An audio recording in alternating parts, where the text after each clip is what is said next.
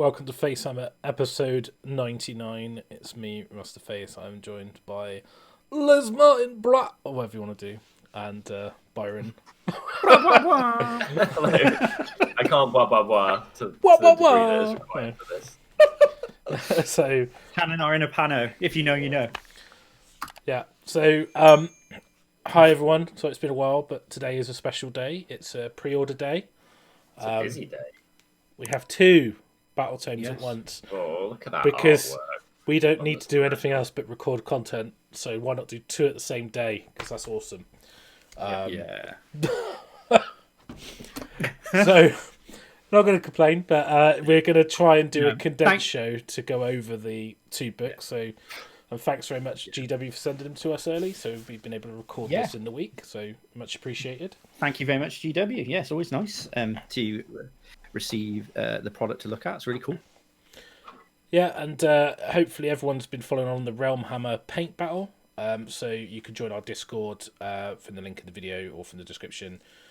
Join in with that and check out the Twitter handle for Realm Hammer and also for us for the paint battle stuff and take part. What is that, Russ? If people don't know what it is. So Realm Hammer paint battle is a yearly competition / achievement.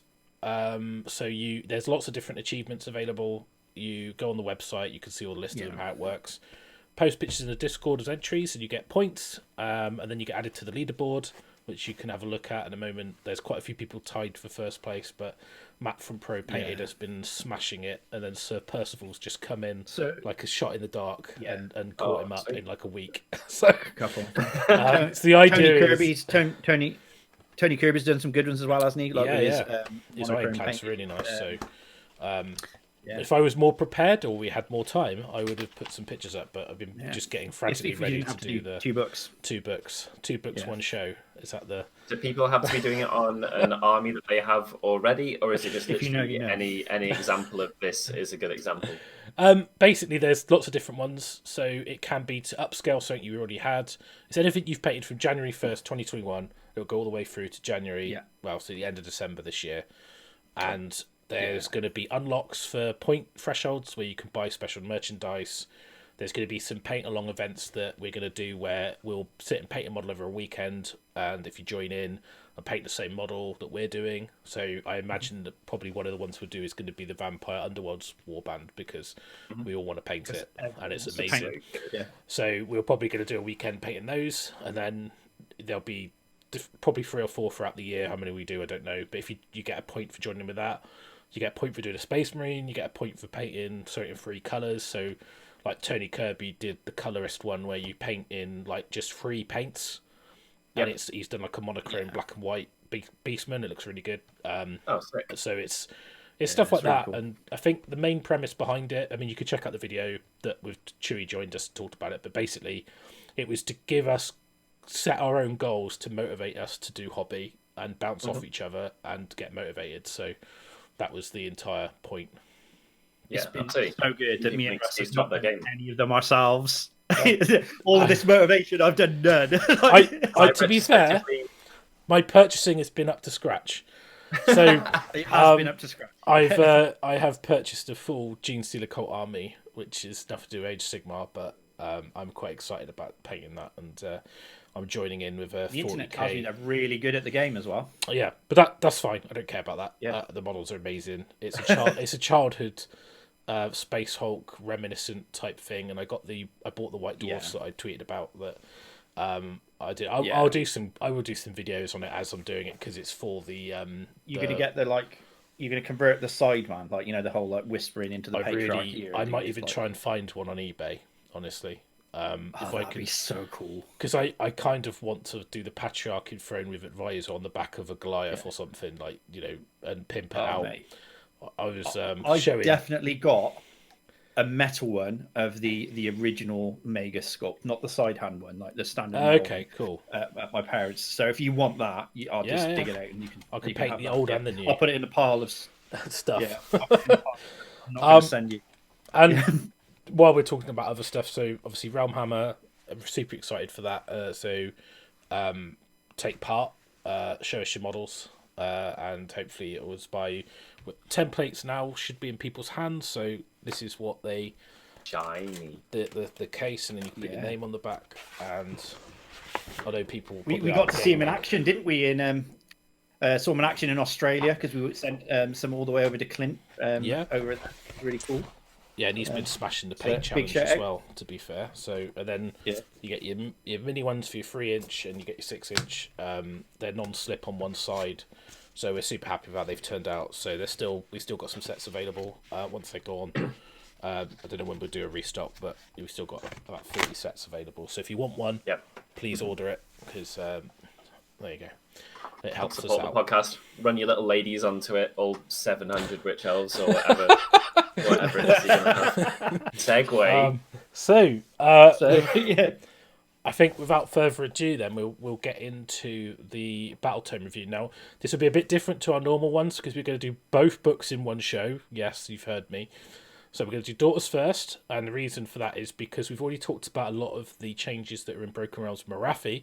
So if you go check that video out, if you want to know about how Morathi's changed the new formations. Up here somewhere. Russ will put a link in, or I'll put a link in somewhere. Yeah, I'll work out how to do it. It's fine. If not, I'll put it in the description. I'll do it, mate. It's fine. This book's basically like the TLDR of this book is like the old book and Broken Realms Morathi had a baby and everything is viable, right? Yeah, and there's been some tweaks. There's some nuances, like it's not within, it's wholly within, the ranges are changed and stuff like that, but to be honest, I'm not going to go through it in that level of detail. Probably the thing we're going to focus on is going to be the temples, because there's some significant changes there.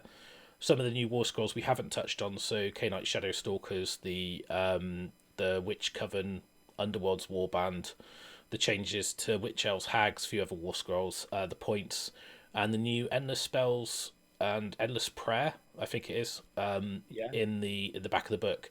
Invocation. You know what that is? Invocation. I'm going to learn something here. Exactly. So we will cover off most of the changes, give you a bit of a TLDR, have a little bit of discussion, but we haven't written any army lists yet. No, and we're not going to read through war scroll by war scroll, so like there may be, like Russ said, slight changes between the Blood Rat Reducer versus old book versus new book. But like I never played Daughters, Russ never played Daughters, Byron's never played Daughters. So if there is slight nuances, we probably wouldn't even pick up on them. Particularly with the actual. Yeah, and I think fundamentally the army hasn't changed in how it operates. Like it's not fundamentally changed. You know, you're still going to have your Cauldron, your Witch Elves, your Morathi. You might have a Snake Army that we talked about in Broken Realms, but it functions pretty much the same way. Just they've got little nuances and changes. More refined. Yeah, it's like a fine wine. If you're getting better and better and better and better. It's oak barrel matured Daughters of Khaine for 25 years. This one feels like they've used some whiskey barrel. This one feels like they've used some whiskey barrels, and it's got super special. So yeah, it's in its new special its new form. So magic. Obviously they're up for pre-order today, and if you click on the Element Games link in the description and then pre-order from there, obviously you'll get your stuff at a good price, but also it helps us. So please do that. There's some dice that are really funky as well. Some of us you get in early, so the show will be going live as they go up for pre-order. So yeah, I do like the dice. Pause us now. Buy your army before we've told you anything whatsoever. Just put the lot in the cart times 5, and then come back and don't be disappointed because the lot is pretty good. It doesn't matter because basically in this Battletome there isn't any things you wouldn't take. No. So, not many books you can say that about, right? That's an inherent, already before you've gone to anything. If you want to put things into tier, that's A tier potential right there because there isn't a weak bit. And even the Underworld's Warband, especially, definitely put one of those, especially in your basket. Definitely put one of those in your list. It's mandatory, isn't it? Is the Underworld's Warband is that like the Bellacore of Daughters? It's one. So I've got. You need to get this. You need to get this. They're purple, but also they're cool. So you definitely need to buy one of those. Whatever army you do, definitely want one of those. We'll talk about that later. Which is really unusual because normally we go, "Oh, who cares about those war scrolls?" But yeah, well, it's nice to be able to use pretty models, isn't it? Because all those warbands are so gorgeous, and then it just feels a bit upsetting that they kind of sidelined rules-wise. Yeah, that is a sick set, like, you know, as an actual, like, you know, as a warband as well. So you get like the double whammy of having an underwater warband sexy models comboed. So, how many models in the kit? Is it 5? 5. Yeah. One of them's a snake, one's a hag. Yeah. Pretty cool. That's cool. Wonderful. All right then. So living our best life. So let's go for let's try and get these Daughters of Khaine scrolls and allegiances up. And let's get rid of that. There's been so many already. If someone wants to take the fact that Russ goes, it doesn't matter. You all sort of put like a rock thing from WWF. It doesn't matter what your name is. It's like if you smell what Marafi's cooking. It's yeah. All the timestamps will be in here as well, ready for like. Marafi's cooking victory by the sounds of things. If you want to be as good at winning Warhammer as other people that think they're good, then definitely pick this army up. So we'll go into allegiance abilities. I'm not going to go through this. Essentially, if you don't know how daughters work, if you're new to them, I'll give you a quick overview. So basically, every battle round you get an extra effect that kind of escalates as the battle goes on. It's meant to be them getting into a frenzy. Basically, you get to reroll run rolls of 1, you get to reroll charge rolls of 1, then you get to reroll hit rolls of 1, then wound rolls, and then they get immunity to battle shock and save rolls. So it's all rerolls of 1. So of those, I don't think I've ever seen a Daughters of Khaine army get to that point in the game where they're. Well, you've either got nothing left, save rolls, or you've won. I think that might be different to how it used to be. I don't know. Normally doesn't matter by that point because you only get 3 turns in after they move. Yeah, the important takeaway from that is you get reliability in the thing you need the most. In each turn you need it the most. So when you are trying to get there as fast as possible because, you know, you're just wearing your knickers, you get rerolls of 1 on turn 1. And then when you are going to be charging turn 2, you get rerolls of 1 for that. So it's basically, I think it's very underestimatable just how good an ability all of these are because each turn it is the thing that you need the most that is getting added to the list. Basically. Yeah, I think as well when you roll that 1, like you're not spending a command point to re-roll it, are you? That's an investment. It saves it for different things. The amount of times I played Daughters players and they've rolled the 1 for the charge, and I'm like, yes, and then they go, "All right, I'll just re-roll that because of escalate." And have the good thing about the charge is though that you re-roll the dice that's a 1 and it's a 2d6 roll. So if you roll a 4 and a 1, then you're guaranteed. You're basically like. It's a lot more higher chance to get a big number. It's like it's very strong. Every just re-roll up off the 6. Yeah, it's only a 1 in 36 chance, but taking away a double 1 charge, you know, that's all of these things add up, and you've seen it with Tzeentch or whatever. The armies that remove probability are inherently strong because they're ignoring core principles of the game, which is that you are trying to manage probability and odds and stuff like that, and they're just tipping it in your favor or taking away the really crappy end of it, which is the end that you never want to see. And the good thing about the run rolls of 1 is when you use the ability off the iron scale, which gives you a 2d6 run, then actually you can do both of those dice, and they get run and charge. Savage. So it's pretty savage. Turn 1 alpha with the snakes. Yeah. So those 2 abilities, the 1 and the 2, and then you can even use a prayer to make that ability like you're on battle round at 1 advance and where you actually are from a prayer, so you can push the table. So very good. It does actually also tie into the new Witch Brew, which we'll talk about. But essentially, it's not really changed from the original book. Then you've got Fanatical Faith, which is basically a 6-up bounce on your whole army, which makes their survivability pretty ridiculous compared to their normal profile. So having a 6-up invulnerable save is pretty good. And it says you pick a temple, so we'll talk about that in more detail. But that's basically Allegiance. Command traits and artifacts, I'm not really going to talk about those because command traits you probably won't take for the normal list because you're going to be templed up into a temple, which then forces you to take a command trait, and you could only take 1. Artifacts, there's some good ones in there. There's all you could just read them yourself. I'm not going to go through those because at the end of the day, a couple of ones in there that you would put on like. You know, maybe if you were, again, it depends on what you've taken in like temple-wise, because some of the temple artifacts, if you've only got 1 hero, if you've got Marafi and 1 hero, like if you're doing a particular list, you're going to, the artifact has to go on that hero from the temple, right? Yeah, you have to take one an artifact already, but if you've got a formation, or I think one of them gives you a second artifact. It's that normally with artifacts you're looking at what fits your army theme and what you're doing, and so there's a lot of different ones in there. Some give you extra prayers, some let you do 3 prayers, some give you extra casts, get plus the cast. There's all these different things, so I think it's just the best is just to look at what suits your army. Well, when we cover each of the temples, we'll cover if they've got any inherent weaknesses. So if you pick the artifacts that counter that, if we say these heroes aren't, you're really reliant on this 1/5 wound hero, so maybe push her 6+ to a 5+, or something like that, then that's the way that I generally cater for mine. Whatever the weaknesses are of the path I've chosen, I try and counter that with my item choices. Yeah, and then probably one of the big changes to talk about in the spell lore is Mind Razor. So previously it interacted with the unit's bravery. Which basically meant that if you had a higher bravery than what you were hitting, you got +1 damage. But that meant that anything bravery 10, which so like a lot of death demons didn't really do anything. So now that doesn't matter. So the way it works now is that you basically increase the rend by 1 until your next hero phase, and in addition, you get +1 damage if you charge. So good. That is insane.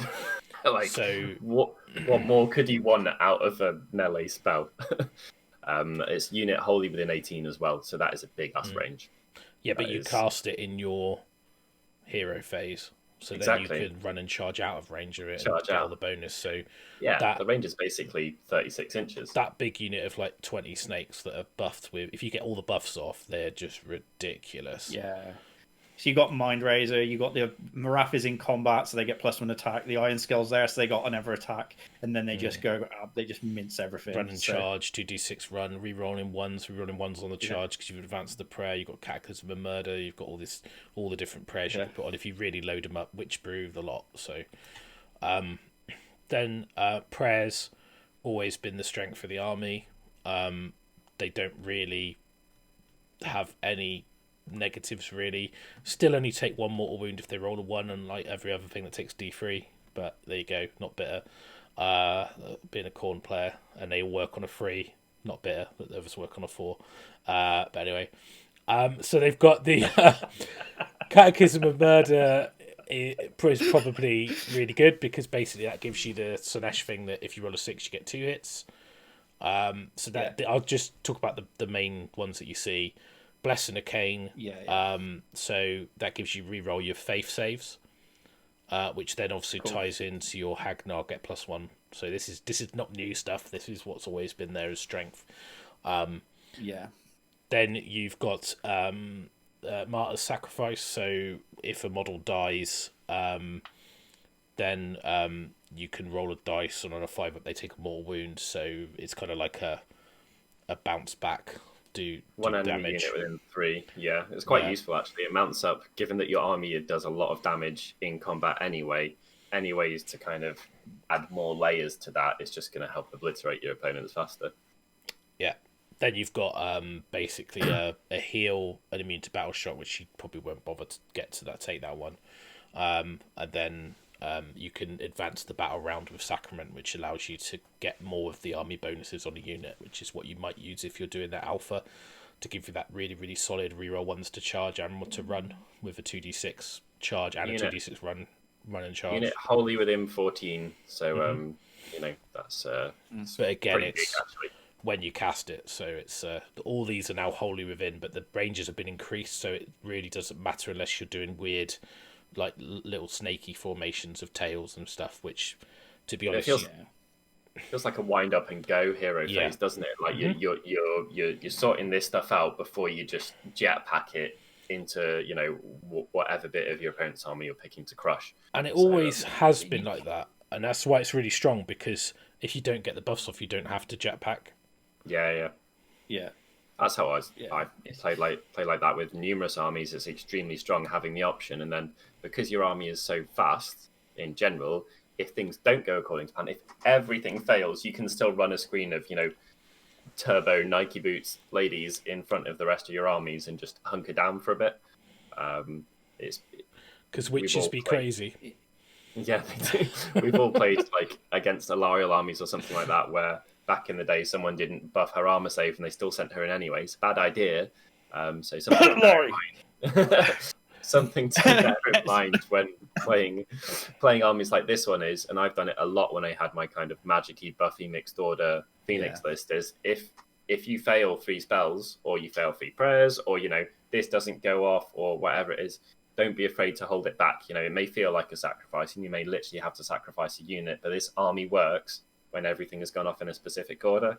And we'll touch it when we touch on the weaknesses, which is, kind of as it should be. Ladies in their knickers aren't particularly resilient against getting hit first or being shot.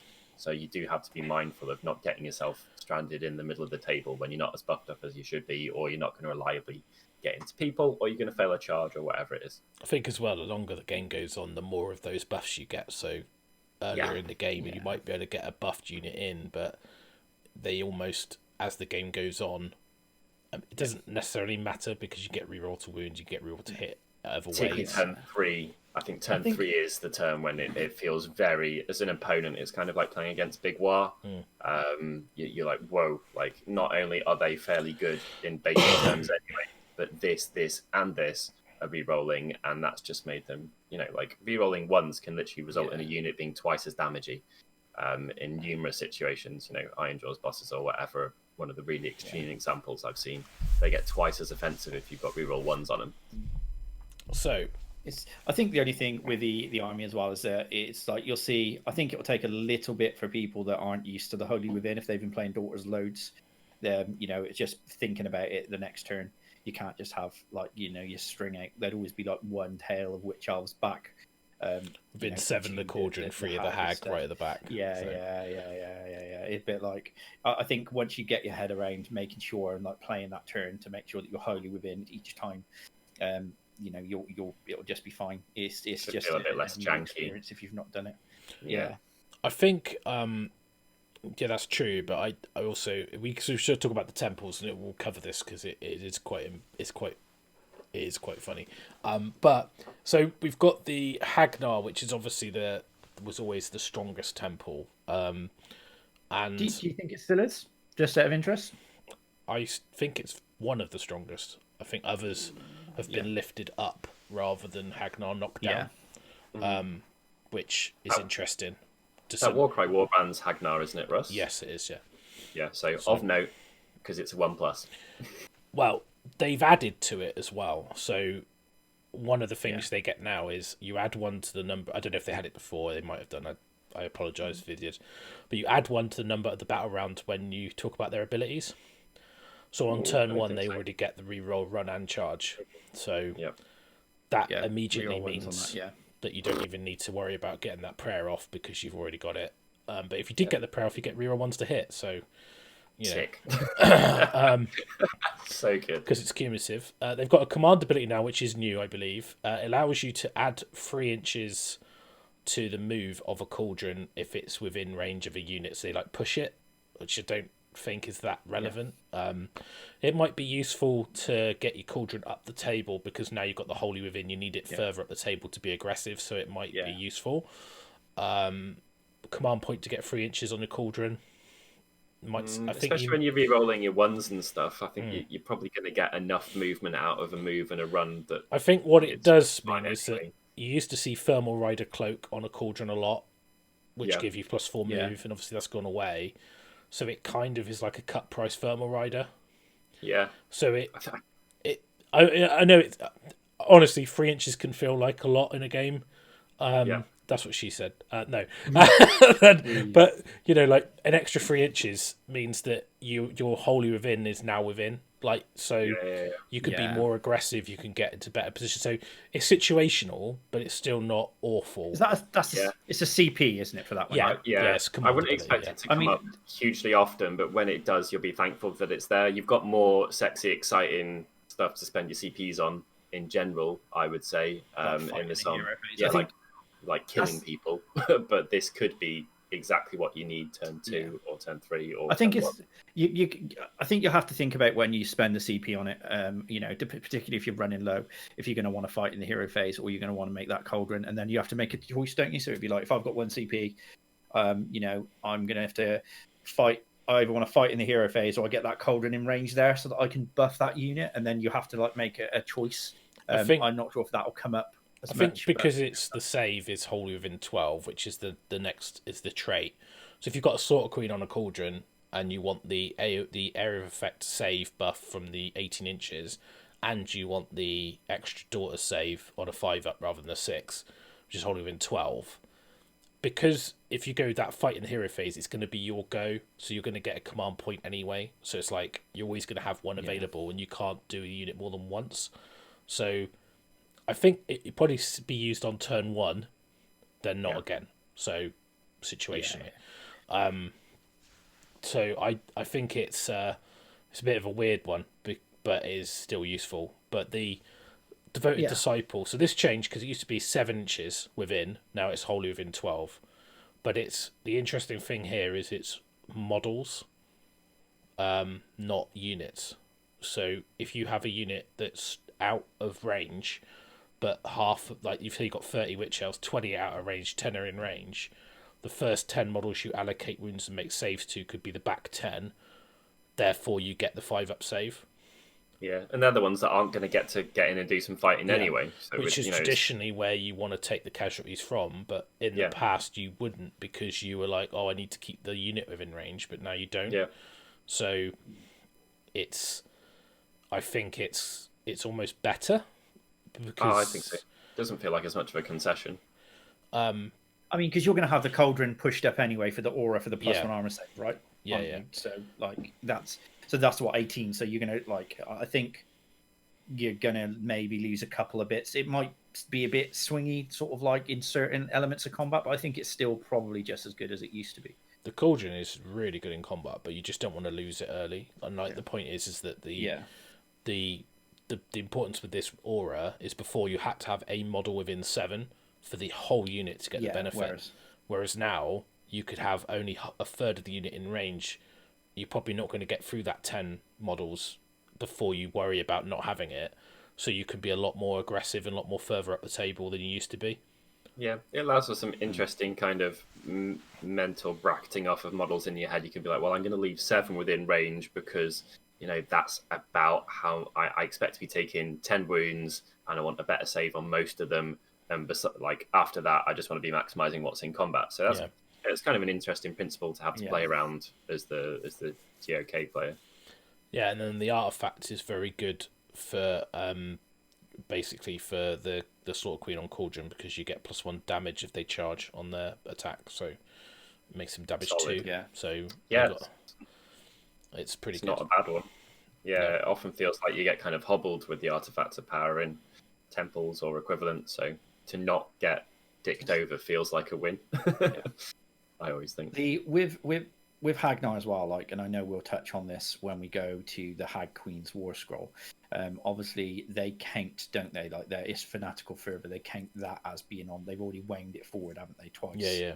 On the it makes your witch brew more reliable. Yeah, as we'll get to when we get to the Witchbury thing, because the Witchbury tags into the sort of like the winding of the clock that they've got. Interesting. Allegiance, which is good. Yeah. So then we've got I will say this incorrectly. If someone wants to put in the comments and tell me I'm wrong, that's fine. Draichi Gareth? Yeah, Gareth. The Gareth Temple. Is it Drak Ganeth? Something like that. Draichi Ganeth. Yeah. Correct as the chat comments below. You get improve rend of melee weapons used by witch elves and Sisters of Slaughter if they make a charge. So they get +1 rend. So your sisters are never gonna have rend anyway, because you're never gonna charge with Sisters of Slaughter, are you? You're just gonna pile in. I was gonna say that's a bit of an awkward interaction, isn't it? Well, you might charge a unit because you get this benefit. Yeah. So at least gives you a choice. If you've only got one unit you're going to activate, then it's why not. You might charge, So command ability, which is to pick a unit of Witch Elves or Sisters, hold within 12 of a hero, add 1 to hit rolls till the end of the phase. So it's at the start of the combat phase, so or it's in the combat phase, I should say. So can't have it more than once. So it's okay, but you get a lot of re-rolls, you hit fairly reliably. But if you go to 2s re-rolling 1s, that's pretty good. So I was going to say, yeah, once you combine those, you don't have to do maths anymore. It's just this many attacks is this many hits. Then you get the command trait, which is +1 bravery, if they're holding within 12, and then the art of pact is add 2 to your attacks or weapon if you charge. So don't think you'll see this temple in match play. I just don't think it competes with the others, in my opinion. No, straight away, bravery is it's unsexy and unexciting, then perhaps not as relevant with this army as it is for other armies, given how it fights and where it fights and how quickly it moves and stuff. And already there's some awkward interactions, and these things only affect 2 of the units available as well. So it's full of restrictions, whereas the previous temple is just like, are they in this temple? Yes, they get these, they're all good. I think if you did like MSU Witch Elves, I think maybe like you could do like multiple units getting render when they charge. That's a good point. That's the only thing I thought of. But it's kind of a shame to not have it, on the Doomfire Warlocks or stuff like that. It's not like that's going to be, it's going to break things in that respect. There may be something interesting there, but I think so far Hagnar is still powered. Yeah, and then we got the Kraith, which so you basically get an ability called Disciples of Slaughter. So at the end of the combat phase, roll a dice for each friendly Sisters of Slaughter unit that already fought. On a 5+, they get to fight again. Thoughts on that, Russ? Because that's a swingy. That's not a 4+, it's a 5+, and when it goes off, that's insane. How do you rate if that's worth it? Well, I mean, you get it for free. So if you're going lots of Sisters of Slaughter, well, the good thing about Sisters of Slaughter, they can pile in 6, so it's quite hard for your opponent to zone out units. So if you, especially like screens and things like that, so you could fight the screen, kill it on a 5-up, pile in an attack, the next thing. It's a bit. I don't know. It's very swingy, but I think if you play against it, you're just gonna have to assume they're gonna roll it. Yeah. Equally though, if you play with it, you're gonna have to assume that you don't. yeah, exactly. That's why it's interesting, right? So you get. And then you've got quite a good command ability, which buffs Sisters. So if they're holding within 12 of a hero, add 1 to wound rolls. Buffing to wound rolls is uncommon in the game and is good. Yeah. I really, really like it. Yeah, really solid. So, because they wound on 4s, don't they, Sisters, right? So I believe so, yeah. Yeah, so like that'll be 3s then if they've got the hag off as all the re-rolls. So I think if it buffed Witch Elves, this would be a lot more popular, this temple, but it's just Sisters, it's not so bad. And then you've got the command trait. At the end of the combat phase, if the generals on the battlefield and any enemy units were destroyed, you get a command point. So not bad. Pretty good. Yeah, that's cool actually. Yeah. So it's usable, isn't it? It's like it's not unusable like the other one I thought. You could use it in match play, but I don't think it would be. You'd have to gear your army around it, wouldn't you? You would. It'd be an interesting list, though. This would be a proper thinking man's daughter's army. You'd have to be really on top of your 2 turns in the future plan. But it's the type of thing where you could feel absolutely, you could feel like you got unfairly wiped if someone played this type of army perfectly. I think the artifact's interesting as well, because you basically get to have one of your hero's weapons. You basically go, I'm going to use the artifact. You don't get to fight with that weapon, but you just pick something. They take D6 mortal wounds. So within what range? I think it's the range of the weapon. I'm not really sure. The picture's a bit blurry. So same. Yeah. Pick one enemy unit within something of the bearer. So D6 it'll be 3, I imagine. D6 mortal I would wounds get the book, but I don't want to make loads of background noise. So. D6 mortal wounds is powerful, and it's the start of the combat phase, and it's not your combat phase; it's just the combat phase. So you can really irritate people with stuff like that. That's reliable. That's the type of thing I really like. Again, it's just useful on a hag, isn't it? Just as not a concession. Again, though, that's what I look at for the artifacts. If I'm in a temple equivalent, is it not dreadful? Okay, then like we're on. And they don't have much shooting, and that's the type of thing that stacks up a bit with shooting as well. So nice to have some options. Yeah, and then we've got the I've got the name off of here, but it's the Calibron. So Nice. So basically, it's The other one we saw a lot of in match play back on the old book, right? It was like Hag Knight Calibron were the only two you really saw. Like, yeah. So this one's basically meta dependent on whether it used to be, at least it was kind of meta dependent on whether this was a good idea or not. So I'm interested to see. I think you do, and everyone said, "Oh yeah, if there's lots of shooting in the meta, you take this." But then I think just having the extra save is probably better than having the -1 to hit. I don't know. It depends. So they get -1 to hit for attacks made by missile weapons that target them. So quite useful. That's everything as well. It's not restricted to a troop type or anything. No, it's just everything. yeah. And then you've got the Master of Shadow Paths. So end the movement phase, pick a friendly Calibron unit wholly within 12 of a hero, remove the unit from the battlefield, and set up anywhere on the battlefield more than 9 from enemy units. So, just amazing. Yeah. Basically. Just awesome. That could be 15 snakes or whatever you want to What pick. Marathi? Yeah, and she's yeah. Yeah, Marathi goes over. I double turn to put the 30 Witch Owls over with you. Okay. Yeah. I think generally though, you're fast enough. You don't care about that, like, because if you're 9 away, that's quite a big charge. But I mean, their charging is reliable, but it's like. And you've got a unit that is going to be, I think, in most daughters lists now that are your objective grabbers, move around the table stuff, haven't you now? So I think it's really useful if you want to move the cauldron into position to get the buff to be really aggressive. So almost like pick up the cauldron, like the Slaughter Queen on cauldron, to go right. They're all within buff range. Like I'm happy where it is. There's a long charge to get in, but if I get in, I get in. It's a resilient unit as well, isn't it? More so than the rest of the army. So even if it doesn't make it in, it's slow as well. So it's a good way to get out of the table. Whereas like Witch Elves run and charge, they're quick. You know, Marathi's fast. You don't really need to worry too much about those. So yeah, it's probably good for that. But yeah, it's useful. I mean, it's you know, anywhere, anything that lets you set something up anywhere on the table is useful, right? But you don't have to roll a dice. It's not a spell. Super reliable. Again, to touch on the strengths.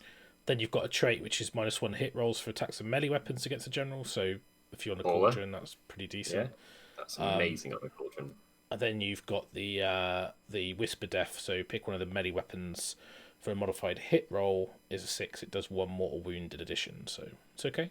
It's like, still not bad. Yeah, just all right. So now we've the got teleport stuff's cool. I think that makes.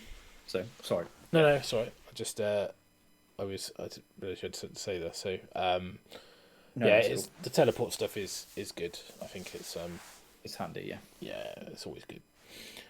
So we've got the Cheltenham or the Cheltenham. My favourite one. What do you call it? Cheltenham. Yeah, Cheltenham.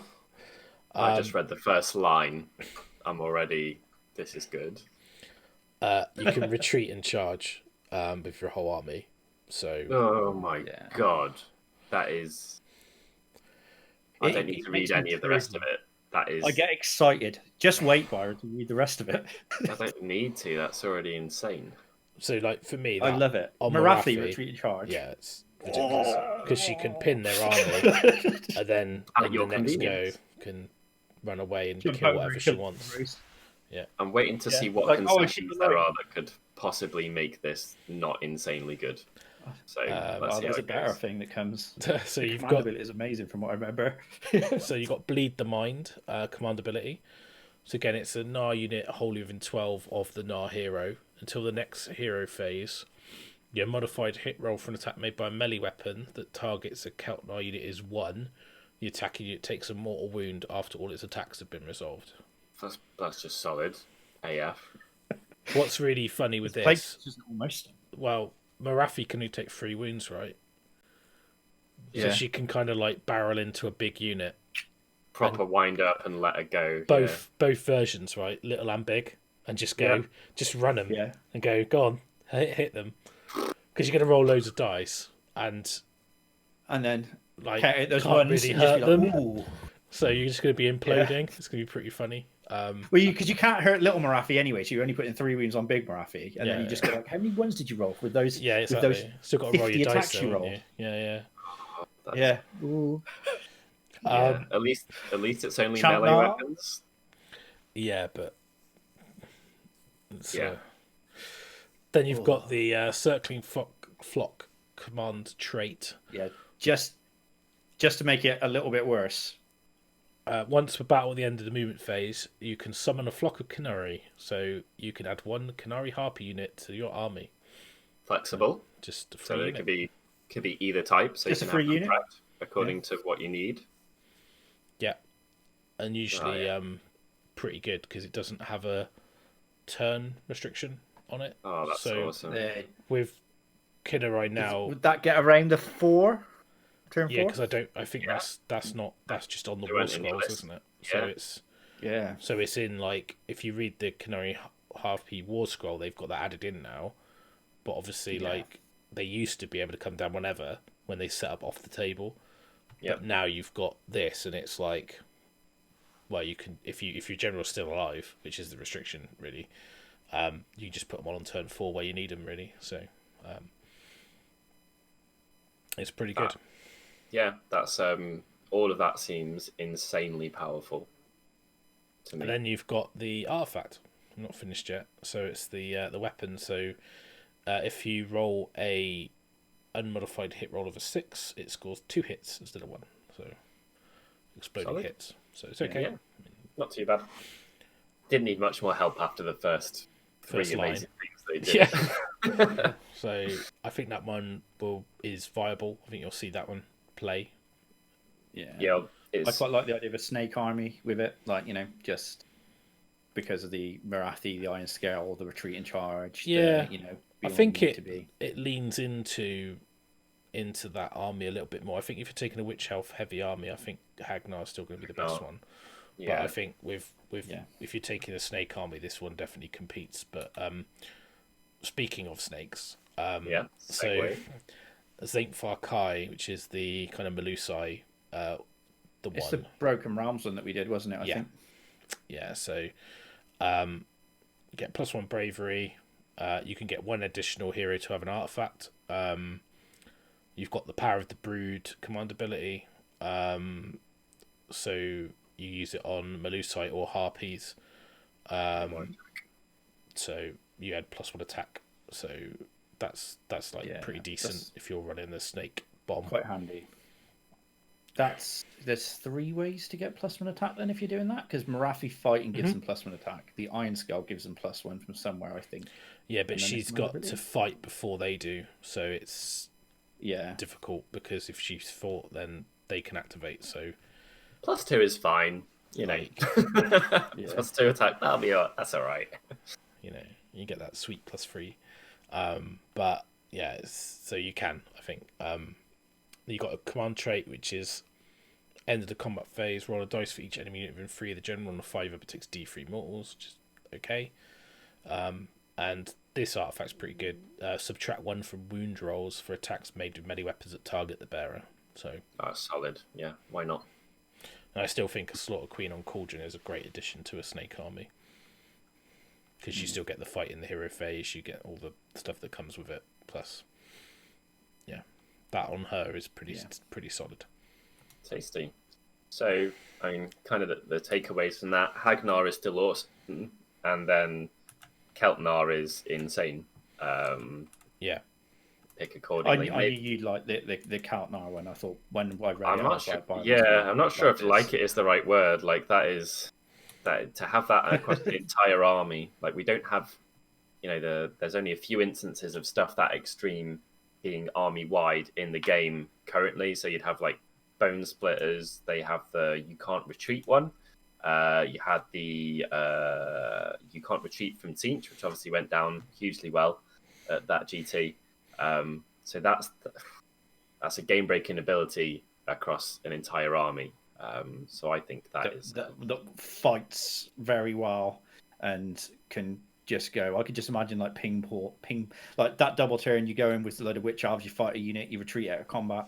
into the next unit, kill the thing behind it. Marathi tags the unit on the first turn, jumps over the screening unit because your army gets to reroll ones on most of the things that you're affecting anyway. So you've got to remember that it's a far more reliable thing than it would be. Like if you want to retreat from someone, you're going to be doing and then charge. You're going to be re-rolling ones on that. You are going to get further with what is already a pretty reliable and fast army, and then you're just going to bounce back some stuff from the command ability as well with those ones to win. So it seems strong. I mean, I would looking at the last time I played against Daughters was ETC, and everyone would pin like the Hearthguard unit with Marathi.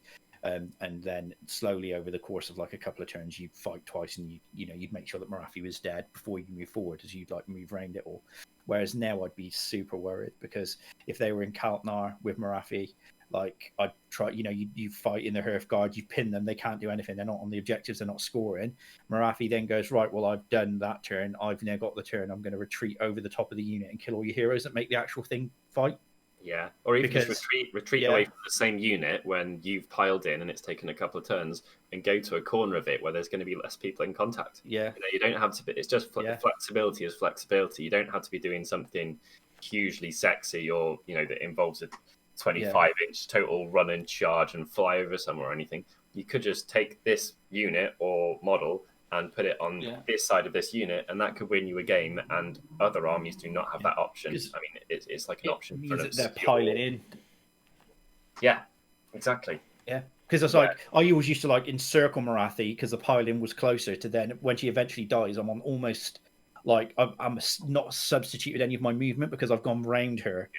And now, whereas if you retreat out and tag me on the corner, I'm like, well, I can't now pile those guys forward where I want to be into the center of the table where the objectives. I'm going to have to go to the side to pile in to do the damage. So with that sort of stuff, it then restricts movement quite nicely. I'd like to say, I think if I was playing Daughters of Khaine, I'd probably be looking at a Kaltnar list. Yeah, I think the fact the army's not resilient makes it more powerful than you'd think as well, because if you have that type of thing on a unit with a good armor save and you base lock something on the edge of your unit, and whatever attacks you put into a Daughters unit, some things are going to die, and the Daughters player gets to remove the models that you've base locked, of course. Fragile units do better with that type of thing, or if not fragile, not extremely resilient units, because the thing that your opponent can do to try and pull back some control, almost non-optionally, you're going to have enough things die that you don't care about it anyway. I think it's basically, do you just want to go all in on Marathi being amazing? Yeah, because it basically makes her.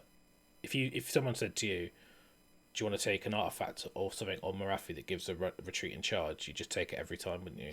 So I think it's just whether or not it's worth giving up the extra stuff you get in the other temples. But I definitely think if you're doing a snake armor, I think it's pretty good.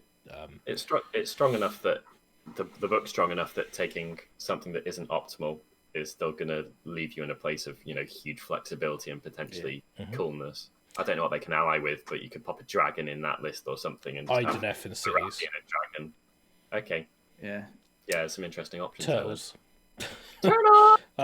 So, anyway, just going into the battalions, not going to really go through those because, similar to what they used to be. They're basically covered in the Broken Realms Marathi show, and I'm not sure the others one is kind of changed, but I think for me, the one that, if you want to get your army drops down, the one that stands out is Viperic Guard, because Marathi 1 to 2 Blood Rack Medusa Iron Scales, and then it's 2 to 3 units of Sisters or Stalkers, so it's the snakes basically, and then you get a command point. That excites me. Command ability once per battle without spending a point, so it gives you an extra command point, so it's okay, an extra artifact, things like that, so it's pretty good. I think if you're playing quite a lot of an army there, that's a 3-drop army easily. I think now it's quite hard to get your army drops down, and I think maybe you just don't bother taking formations because you just want more bodies. I think this book is going to always push in that direction unless there's a real good reason to take it. So that brings us on to Warscrolls. So Marathi, we talked about extensively on Broken Realms Marathi. I know that Warhammer Weekly did a really good show on the Marathi tome as well, talking about Daughters of Khaine list, because obviously Vince plays Daughters of Khaine and Slaanesh actually, but anyway, he's really up on on them, and he did some really good points discussed on there. So I'd say check that out as well. But basically, she's awesome. 600 points of win. For me, every Daughter's Army should have her because she does something in AOS that nothing else in the game does, and you can't. Every Daughter's Army starts at 1,400 points. Yeah, I just you can't not take her. She's so good. I mean, having the little version on the table for spells, as well as the big version for combat. Because you cast 3 spells now, right? It's just like, you know, and like, isn't the black horror, like Municipal's black horror, like a really good spell as well? It's like on a 4+, you take D6 mortals, 36-inch range. Yeah. It's like. And she's got the command ability, which is Daughters of Khaine unit wholly within 24. It can shoot, or if it's within 3 of an enemy unit, it can fight. So she's got a fight in the hero phase, which is different to the ability the Slaughter Queen has. So you can actually use both on the same unit, so you could fight twice in your hero phase. Worth noting that a lot of stuff in this book includes bonuses in the combat phase, or if you did this in the combat phase. So when you are doing that, note that you might not be doing it as powered up as you think that your unit is. Yeah, exactly. It's interesting because she used to have that as well, didn't she? But like, you never saw the little one on the table past turn 1. So now the fact that she's there, and you know, it's going to be cool.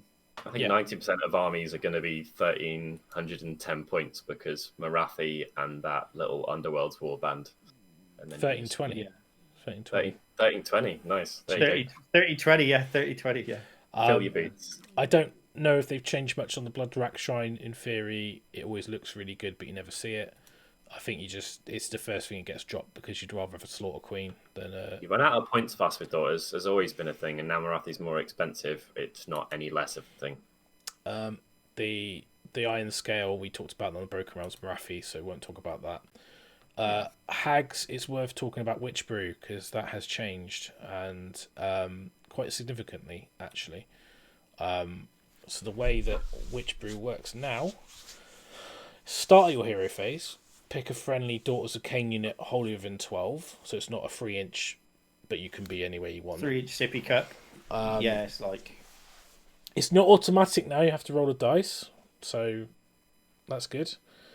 On a 5+, you get to re-roll wound rolls, and you also get to be immune, don't have to take battle shock tests. So it's the same effect, but you get to add 1 to the roll if you have any of these 3 abilities, which is the Headlong Fury, the Zealot's Rage, and Slaughterous Strength, which I believe is back around 2, 3, and 4. Yeah, so it gets easier as the game goes on. So you're doing it from battle round 4 or 3 if you're Hagnar. You're doing it on a 2+. Okay, I understand the interruption you were talking about now. And if you're doing it with a normal non-Hagnar, then it's on a 3+. So it starts off as a 5, round 2 it'll be a 4, then it'll be a 3, then it'll be a 2.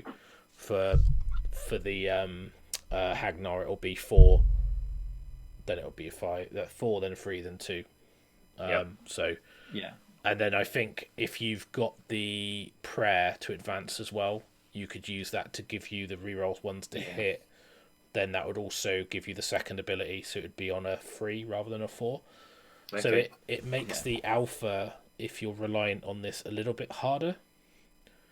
What's interesting though, if you had multiple hags, you could get multiple rolls on the same unit, I believe, because it says that you pick 1 unit, roll a dice, so that if you failed that roll, then another hag could try again. So if you rolled like 2 hags, 3 hags, and you have 1 unit you want to launch forward, you're pretty much guaranteed to get that off unless you're really unlucky.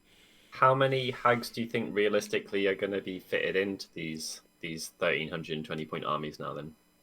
Well, that would include 1, so I'd probably say you're going to get 2 more. 2? 1 or 2. I think you can have 2 to 3 basically in your army. I think at 3 you probably start losing little important bits of the rest of the army, so 2 is where I would be. I would probably take the Underworld's Warband and another Hag Queen. If I was playing a Witch Elf focused army, I'd have a Slaughter Queen for sure, Marathi, and then the rest would just be bodies. Sure. So that would be my hero suite. But for the Snake army, it's a little bit trickier because you want to take the Iron Scale to make the Snake's battle line. Yeah. You take Marathi Khaine because you do. You take the Underworld's Warband because they can still buff. You kind of want the Slaughter Queen, but then you've got no points for snakes. So I generally think the Slaughter Queen on the Cauldron would be what you drop. You can put one on foot, which gives you the same command ability for 100 points, which isn't a bad shout if you just want that hero face fight. But because Marathi gives it to you for a command point anyway, you probably find that you're going to be resource point starved, so you probably just don't bother taking her. And you can't, even if it is quite easy to be in range in the hero phase and stuff like that, you do have to consider with any army, if you start up stacking this many things that have a requirement for range, and you've taken a hypermobile army, you're restricting your army's ability to be in the right place at the right time because you're waiting on this thing, which is only going to buff it a bit. You know, it's not going to make it twice as damaging necessarily. They got a load of attacks anyway. So I think, yeah. Like you said about the Slaughter Queen, I think you probably, like you said, you probably lose it because Marathi's got like, it seems like it's 24 inches seems like a massive range for a fight again.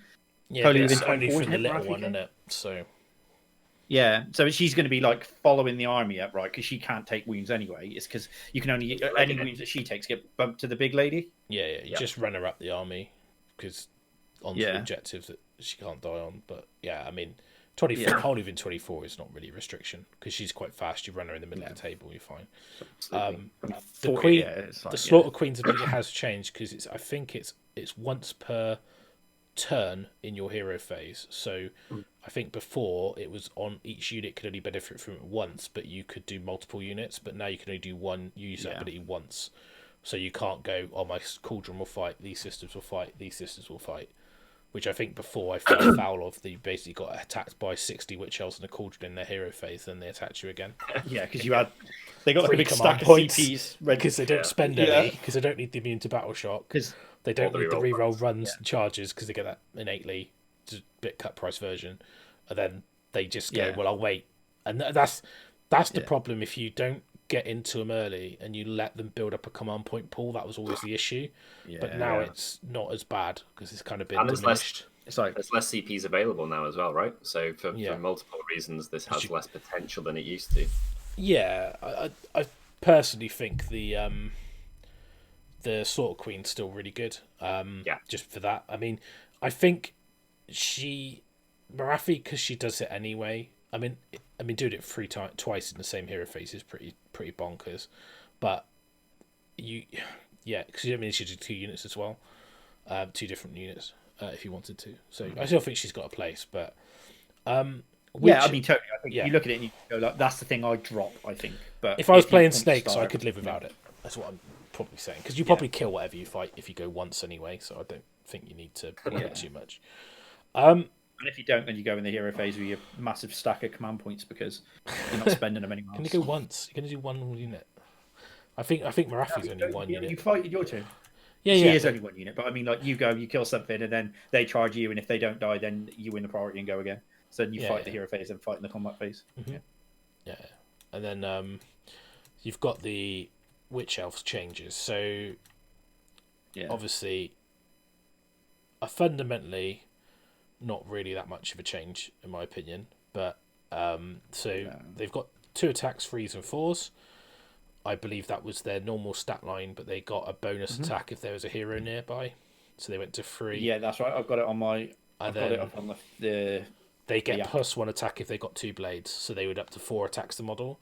Now they get 3 attacks a model if they've got 2 blades. And the bonus they get from being near a hero, which is called Frenzied Fervour, is add 1 to wound rolls if they're wholly within 12 of a Daughters of Khaine hero. So basically they get 3s and 3s, no rend, but 3 attacks.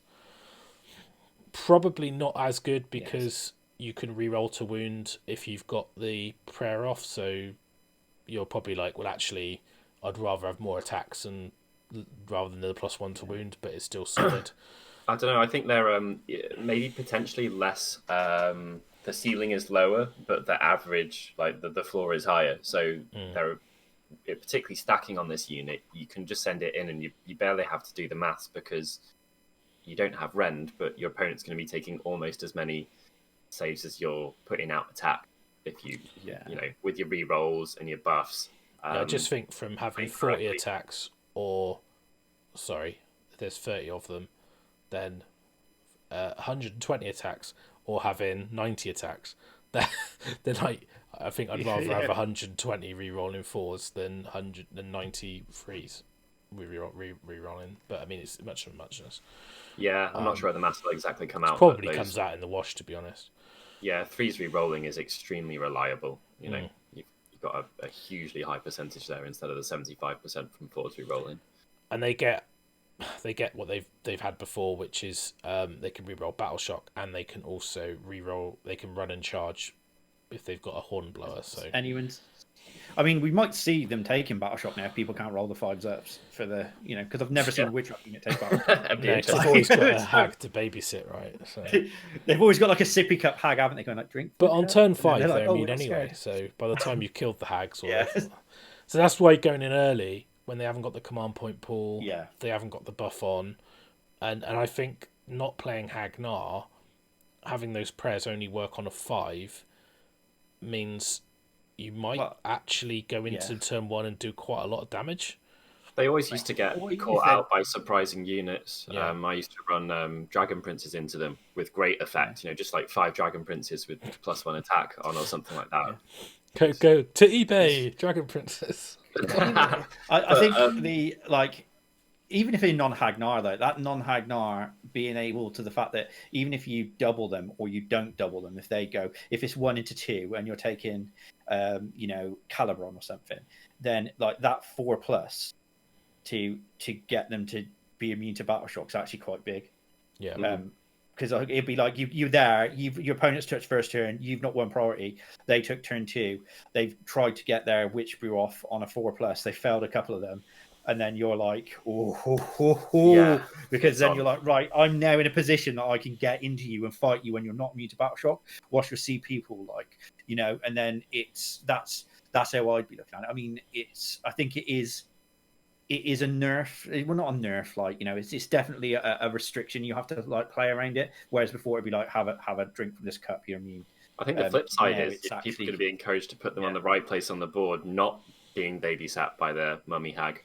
So that's you know, when you're not worrying about, I could be getting this insane ability practically always for free, you can just run off your 10 ladies to that top right hand corner of the board and then charge them into a dragon and kill it because they weren't expecting that many attacks or whatever. So it feels like a little bit of a rebalance for them, which is nice because they were insane, but they're still really good. But they are 100 points, so they're cheap as chips. What they are. Yeah, absolutely. I mean, massive regiment bonuses are gone in this book. I know they were still a thing in some armies, but they don't have it anymore. But you used to get 30 witch shells for 300 points, I believe. It might be 270 actually. Yeah, bonkers. Now it's 300 points for 30, so absolutely still bonkers. Good. So Sisters of Slaughter, I don't think there's really anything different about them. Pile in 6 is just still awesome. 3s and 4s, and you can have a bladed buckler or a dagger. I think buckler's pretty much better because you get the mortal wounds, bounce back, and the extra save. Khaine Shadowstalkers is one of the new scrolls that you should probably talk about because they came out from the Warcry set with the and they weren't in Broken Realms Marathi book, so we haven't really touched on them before. I think you could have seen the War Scroll on I think it was downloadable, wasn't it? Or the community site, you know, I'm not sure, because you can buy them now, can't you, individually as opposed to the Warcry box. As soon as they were available to buy singly, you could do it that way. So you get a Shroud Queen, which is cool. Just foresaw that was a cool name. But you get basically got a missile weapon, which is 6-inch range. It's 4s freeze, but you do a mortal wound. Basically, the key ability for these guys really is in the movement phase. Instead of making a normal move, you can shadow leap, pick it up, put it anywhere on the battlefield, 9 away from the enemy. So pretty decent. You've got a -1 to hit in melee against them. 5 up armor save. They're okay. I mean, they've got like 4s and 3s, no rend, 1 damage, 2 attacks each, so they're not exactly super combat-y. How many points do they rest? 100 points. So I don't know 100 points. I think I'm not sure how many you get, but you're going to run out of points in this army. That's why I wanted to know the points. Like there's so many seductive things, and when it comes down to it, once you've covered your battle line, you know, you're not going to have that many points to spend if you have Marathi. Let's presume for the sake of this you do. once you've got Marathi and a couple of heroes, you're going to be trying to populate your army when you just want a billion, witch elves or snakes or whatever it is. And these are the type of units that are not going to get included as a result of that. You get 9 of them. Yeah, I mean, because they're like 9, so 9 models. They're 100 points versus 80 points for the heart renders. Yeah. I still think there's a place for them if you've got the points. I think one of the things that they feel like to me like tree revenants on steroids. Because like tree revs, I used to love the teleport ability. More for the point as well than tree revs. Because you get more bodies, don't you? So they get more attacks. Personally, I like them. I think the models are badass. If they weren't in this book, they'd be an auto include, but they're in this book, and points are not. They're not. Yeah, they're not abundant, are they? You can be slotting them into your mixed order, Byron, for 100 points teleport. Absolutely could. Yes. They don't get on with order anymore. They've gone a bit naughty. Hey, that only goes one way, mate. I'm gonna mixed order them. They're okay. I mean, I think like they're not a bad scroll. They're decent. No, not at all. I know there's no bad scroll in this book, basically. Speaking of Doomfire Warlocks, they're not bad, but I've just never seen them. They have the same problem that you just touched on. That they've gone through 2 waves of small but not insignificant buffs, and you still don't see them that much. They've always felt a bit at odds with the rest of the army. Yeah, I mean they're quite cheap. I always look at them and go, I love their spell when you've got 10 of them because it's 6 more wounds. But D6 is still super solid. It's D6, right? So it's D3 if you kill 1 out of 5, that's the mass that I used to, because I used to run 2 units of these, frequently. Yeah. They've got 1 rend on their attacks now, which they didn't used to have. They move 14 inches. They got a 5+ save when it feels like it could potentially be a 6-up. So they're not a bad unit, but I just don't think... +1 to cast and unbind as well, and they're only 120 points now. Yeah. Oh, for a wizard, this is the mass that I used to run in mixed order. For a wizard, in terms of the wounds they've got, their movement value, their save, and their damage output. On them, right? Yeah, they were sleeping on them. But I think the army's all about coherency, and these don't fit. Yeah. They're a utility piece. They're not a coherency piece. So these don't fit into your grand plan. They're just a bargain for their points. That doesn't work in Daughters, I don't think. No, I think with Daughters as well, like you've always had an issue with spellcasters, right? Like the only spellcasters in the book are Marathi, the Blood Rack, and then these. Yeah, we've got no more Stormcast allies now. Yeah. I didn't realise that they weren't going to take Stormcast, so that's quite a big difference, actually. Well, she'd never be friends with him now with Broken Realm Marathi when she betrayed Sigmar, as Russ quite aptly pointed out to us before the call.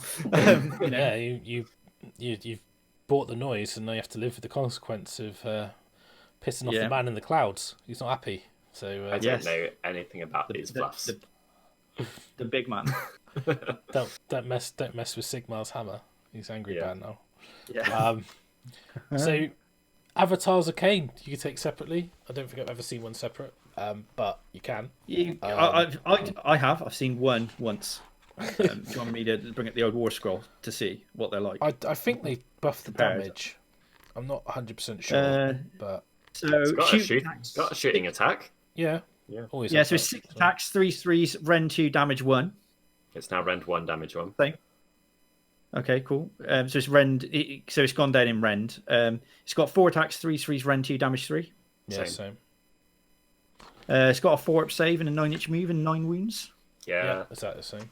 Yeah, the same. So you get to add 1 to prayer rolls for priests with a whole over 9. Don't know if you get I didn't see that. You're not going to find points, though, are you? I mean, that's the thing. These last 3 scrolls or 4 scrolls. It's on the. It'll be on the. It'll be on the back of the back of the Slaughter Queen. It'll be, the fun chariot, won't it? So yeah.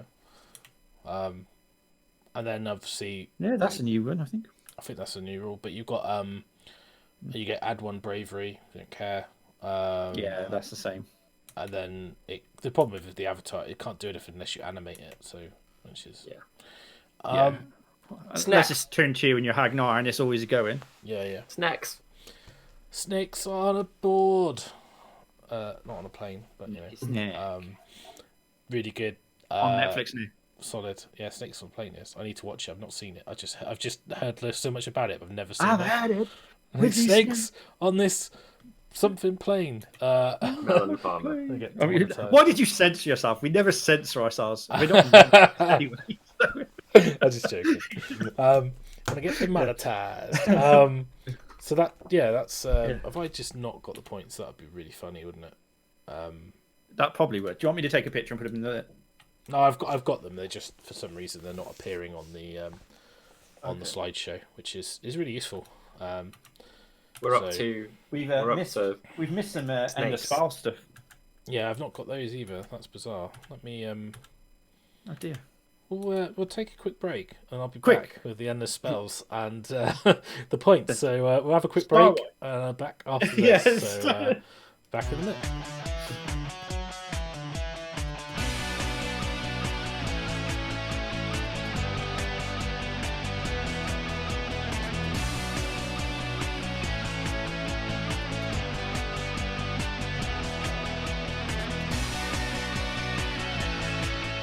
Back from the break. Sorry about that, technical difficulties. And some French bread. Firing demolished a 12-inch baguette in about 2 seconds. So you missed Byron's gecko mouth, where he like dislocates his jaw like a snake. And what's the point of having a mouth as big as your tiny head if you don't shove it full of food? So right, we touched on some War Scrolls I missed out because we did. So Morgwaith, the Blooded, Shadespire, Underworld Warband. Now normally we kind of don't talk about these very much because they're generally like not very efficient for the points. This is the opposite. She comes with her Blade Coven, and they're actually cheaper than buying a hag on its own. And she has Witch Brew anyway, so she has the same rules as a hag basically. Because she's got one less attack, right? But you're not taking the hag because of their fighting power, are you? No. You're taking the hag for Witch Brew and the prayer, which she's also, she can do. And also, if you've got the unit, she can bounce wounds onto the unit on a 2+. So like a necromancer, skelly bounce thing. Yeah, but that's on a 4, so this is much better. Yeah. So you get to. It's only I think it only works out about 5 ablative wounds on a 2+, but it's still enough to mean you can't be shot off in a turn or give you that extra resilience. So can't be magic missiled to death. So she generally, if you play in Daughters, she's probably in every army because you get 2 units at the price of less than 1. So she does have the Hagnar Temple keyword, so if you ever use another temple, you don't benefit from the abilities on that unit, but I don't think you care too much. Sure, you'll get over it, won't you? Yeah, and she's unique, so you can't give her artifacts. So that's unique. Or take her twice. If you could take her out 6 times. No. So I thought we'd touch on that. So we talk about snakes. We're not going to go into those. They're basically what they were in Broken Realms Marathi. We talked about them a lot in there because that was the focus, the Belusai units. No point we going into those. Khanari, again, they were covered in the Broken Realms book. Big change there was the turn 3 being able to come down by turn 3. Still baller. It's still really good, really flexible. 80 points each as well, which is ridiculous.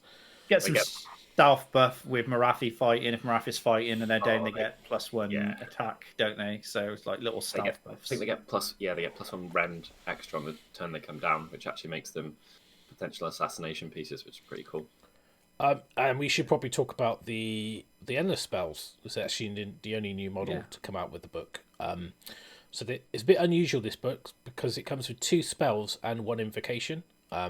So for people who've played Khorne and Fyreslayers will know they work slightly differently. But we'll talk about the spells first. So you've got the Snake, the Bloodrack Viper, which is I quite like this. I do, yeah.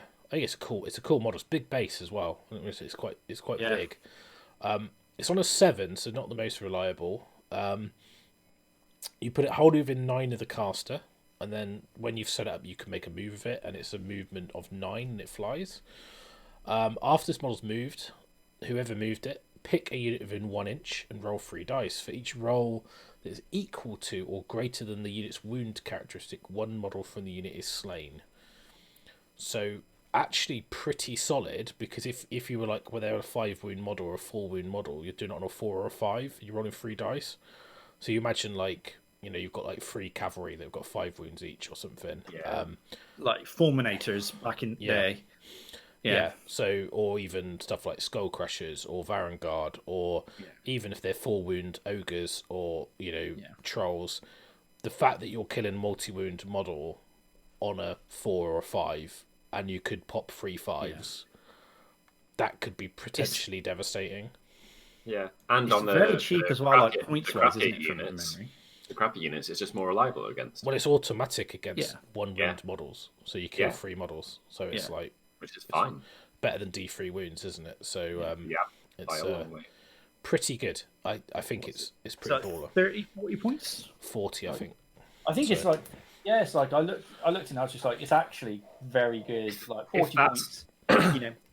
So the thing is about this stuff, if it doesn't fit into an amount that frequently occurs within the book, which is going to be less likely now that things are kind of in 90s or 100s or whatever, I think it's going to be a bit of a squeeze to fit some of this in. If naturally lots of your list ends up at 1960 points or whatever, then it will get dropped in. So the other spell is Blade Wind. This is also 40 points, I believe. So it's predatory, can move 12. When you summon it, it's holding within 9 again. It's got an ability, so when it's set up, player can move it. So it's normal end of spells. It's got the Unnatural Edge. So after it's moved, each unit that has any models passed across, and each other unit that's within 1 takes D3 mortal wounds. And the addition, you don't apply cover modifiers for save rolls for attacks that target units that are within 12 of the model. So it's okay. I think could potentially be quite a lot of damage, like D3 across multiple units. Interestingly, daughters aren't immune to it either, so it is predatory, so you could end up hurting you as well. But I think not getting cover saves could be quite big against certain armies. Deepkin. Yeah, that turn. Yeah, if you're playing around it with a defensive Deepkin list, obviously I know it won't matter because everyone takes eels, but generally that first turn, everything's in cover thing is quite. I see Gary Percival sell his army now that his turtle cover save doesn't. There's one underspell in one faction that can upset it. So yeah, I mean it's okay. I think if out of the two, I'm going to take the snake every time over the other one. I think. Yeah. So. Yeah, killing some of those Varangard, popping 3 5+s, taking off the Varangard. 3 out of those 9 of Luke Morton's Karangard unit. Exactly. And even just against a hero, 5 wound hero, 3 dice, you should get 5 or more on one of the dice. It kills it, right? So, it's pretty good. But the points is good. Then we got the Heart of Fury, which is the invocation. So this is probably the standout for me. Quite pricey at 80 though, isn't it? I think needs it's to good, be. but it is So I mean it effectively works like the other invocations, so you can't unbind it and things like that. So you pick a priest, they can attempt to summon it on a free up. They set up wholly within 12 of that priest, and then what it gives you the ability, which is -1 damage to a minimum of 1 for each attack that targets a Daughters of Khaine unit wholly within 12 of the model. So that's shooting and melee, wholly within 12 of that model, you're -1 damage. Now the weird thing about this is that at the end of each battle round, then if it's on the table, you roll a dice to see if it sticks around, basically on a 4 up or a 3 up if you're still within range. So there's some weird interactions with this. I've playing Khorne a lot and using the free judgments. You get to learn about this very quickly. That if you're going first in the battle round and you summon it, you know it's going to be there. So it's like this hex gorgeous skulls. You know that it's going to be there for their turn. If you're going second in a battle round, it might not be there. So this affects attack. So you can obviously, if you're charging them, you get a benefit if they're attacking you back. But it's more of a defensive thing. So if you're going second in a battle round and you put this down to be defensive, and then the battle round ends and you don't roll that 3 up, it goes away. So, or a 4 up if you're not within range. So you could end up thinking, oh, it's here, but actually it's not here. and then it doesn't do anything. But Yeah. generally, -1 damage is so good. Like I It's just insane. It's rare in the game again. Really cool. I do think that the amount of times, like Russ said there, and he touched on, is that the amount of times I played Khorne players and they've and they've really needed those hex gorgers there, and they've just gone, and it's been like, oh. So you have to play around it, like Russ said, like factor it in when you're doing stuff. But I think at 80 points, like in the army, is going to be quite point starved. Looking at what we're doing, it's like it would be the thing that you'd put in. You know, maybe drop a unit and put it in, but like it's like this. It's one unit. If you're taking like Countnar, you then drop out a unit of Harpies because you're getting a free one anyway. They're 80 points. You put this in, right? So I just think like your army is going to end up very small if you all of these things that are seductive that look like good prospects towards the tail end of the unit choices. Apart from the snakes, if you're doing a snake army, obviously, I think putting them in is going to result in you having an extremely small army, which is already fairly fragile. You know, that's what it's weak against, is its fragility. Yeah, I think that invocation is, I think you either take it or you don't. It depends on your army. I think it's very daughters. If you can survive early, anything that reduces the amount of damage coming through is going to be good. So, like, I mean, and you could effectively affect your whole army if you're in a blob and you're like, well, I'll wait. Especially in missions where the objectives don't really matter until 3 or 4. It can be quite strong. So it's reducing damage to a minimum of 1, isn't it? Mm-hmm. Yeah, a lot of stuff's 1 damage. You'd be surprised. There's a lot of damage to stuff in the game. I think. Oh yeah, I know. It really makes a more eel charge like not nullified because they're still rend 2, but like reducing their rend from 2 to 1. Sorry, the damage from 2 to 1 is big. Well, it halves the output, doesn't it? I mean, it's like it's. I think a lot of the stuff that you don't want to be hit by with as a Daughters player, quite a fair proportion of that is going to fall into damage 1, and that's the type of thing that I would mat out before considering whether I ran this. Certain types of army I think it'd be amazing in, but generally speaking, you know, the things that I don't want people to do, like shooting you with 30 crap bows, it's not going to affect that. No, true, but I think like when you look at KO, a lot of theirs is D3 damage. Yeah. You know, 2 damage, 3 damage. You've got like lots of stuff like monsters. You know, like even like Beast Claw Raiders, all their damage is 2 or 3. Yeah, it just, I think anything with a lance, you know, gets +1 damage. It doesn't matter. Mm-hmm. Like I think there's a lot of stuff in the game that has multiple damage. I mean, you're right, it is situational, but for me, it's more about making sure like the cauldron survives the big monster coming into it than it is about protecting witch elves. Perhaps if you're a patient player, then it's a yes, and if your plan is to like start up, wind things up, and rocket them across the board, maybe no. Yeah, I think it's. I don't think you'll see much of it because the randomness of the does it stick around and the battle round timing. Personally, I think it's a nice trade-off if you don't take a formation because you're probably going to be made to go first if you don't have that alpha. Yeah. So, like, it's probably quite good to nullify their alpha. And so it's because you just pop it up and you're like, well, that it's there for your go, and then could potentially be there for your double turn if you double me. If I roll a 3 up and you get the double. Yeah, it's okay. I think. For me, I think they're all pretty good, those spells. I mean, you have to write some lists to find out where they fit in, but obviously for 80 points you are sacrificing a unit of Khanari or the Morgwave, which is 80 points. You're not sacrificing Morgwave. So we've talked roughly around the edges of the points and things. I think, you know, the Cauldron Hag Queen's 270 on... the Slaughter Queen's 270, the Hag Queen's 220 on a Cauldron. Pretty cheap, in my opinion, for what they do. You know, I think like you're basically getting most of the points look quite cheap. For what you get. You know, like 80 point Khanari units, 100 points for Shadow Stalkers.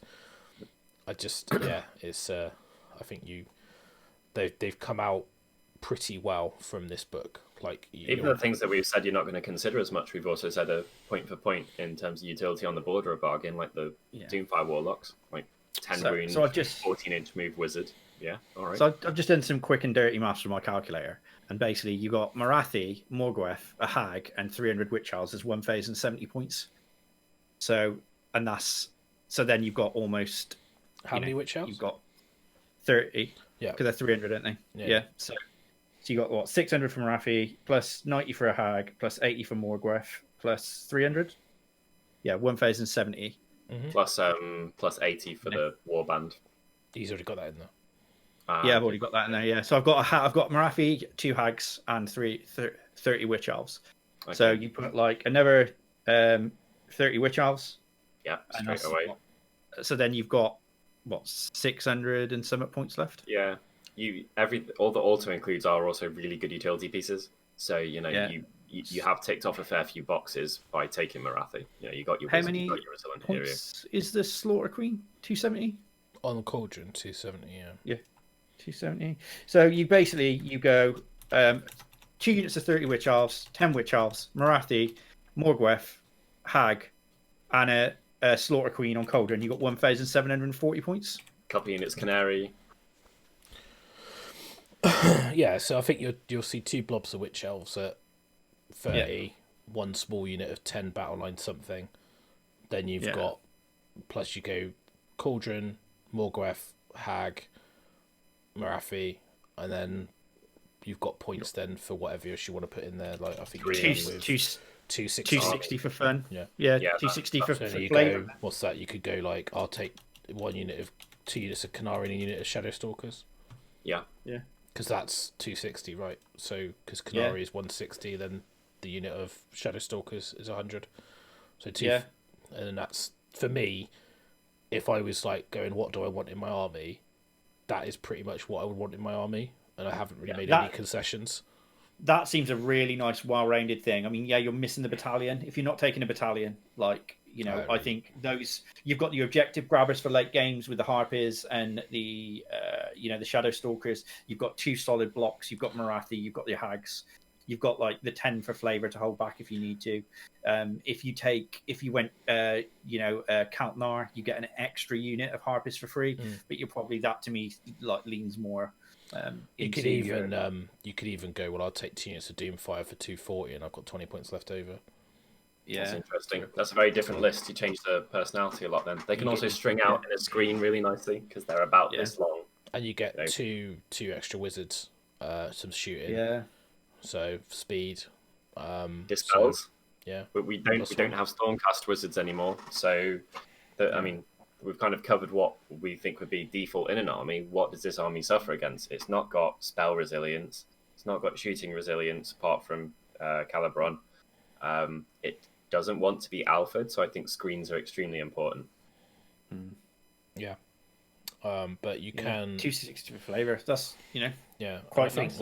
That's a solid army. You're not amazing army. You're not really going to be giving up anything. I think it'd be very competitive as well. You rock up against any melee army, and they are going to have issues with you. Yeah, for sure.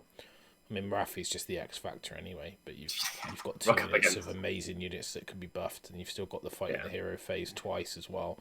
So both those 30s could fight in the hero phase because you've got it from the Queen and you've got it from Marathi. So I quite fancy that list actually. That seems like something that I'd like.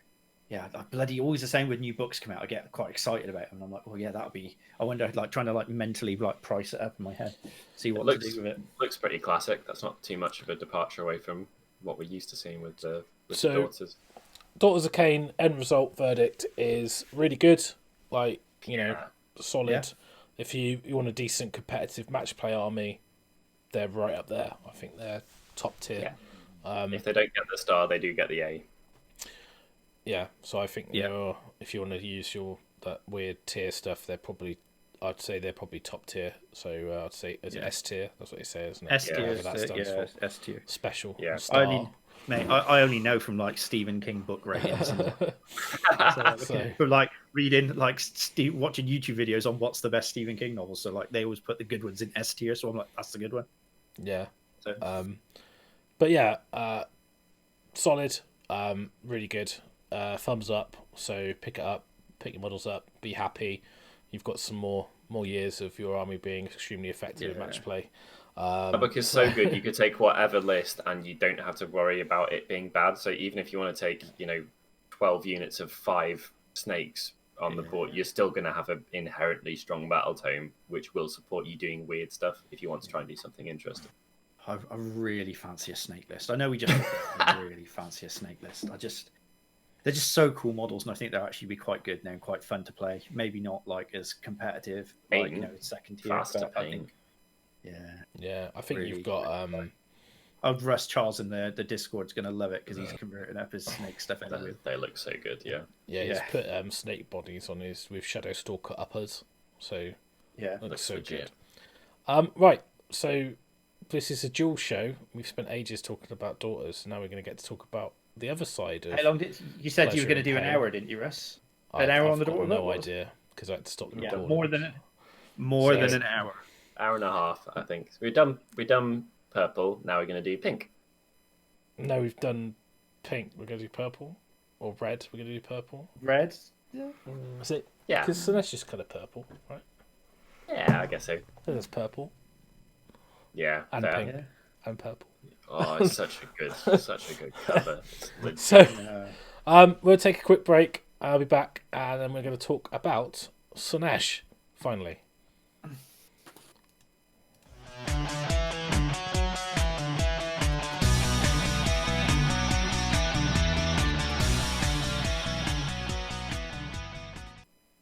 And we are back from the break, and it's time to talk about Hedonites of Slaanesh. So, new coolest Battletome models we've ever seen. How is the book? As a Slaanesh player from ETC days, I think it's very different. So I'd say that unlike the Daughters book, which is a refinement of an existing book, this almost feels like a completely new Battletome. Interesting. Yeah. Because so much of it is new. Because all the mortals in it are new. Because obviously they didn't exist before. So there's obviously a lot of range of miniatures to go with this release. So I think what's probably a good idea is just to talk about the... to go through it, and we will talk some of the key changes. So some of the things that the biggest changes really come in the allegiance abilities for me. So basically you still got the free hosts, you've got pretenders, invaders, godseekers. The two massive changes is depravity and the locust diversion. Very different. Very different. In the previous book, locust meant you fought last. Now it doesn't do that. So what it does now is you can't pile in.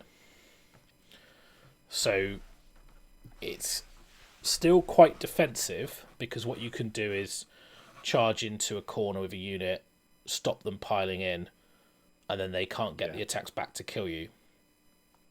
But this is significantly weaker than the previous ability. So what it does now is that you pick an enemy unit within one of the hero and roll a dice. If it's a greater demon, add +1. So this only demons. This doesn't work off the mortals. It's only demons.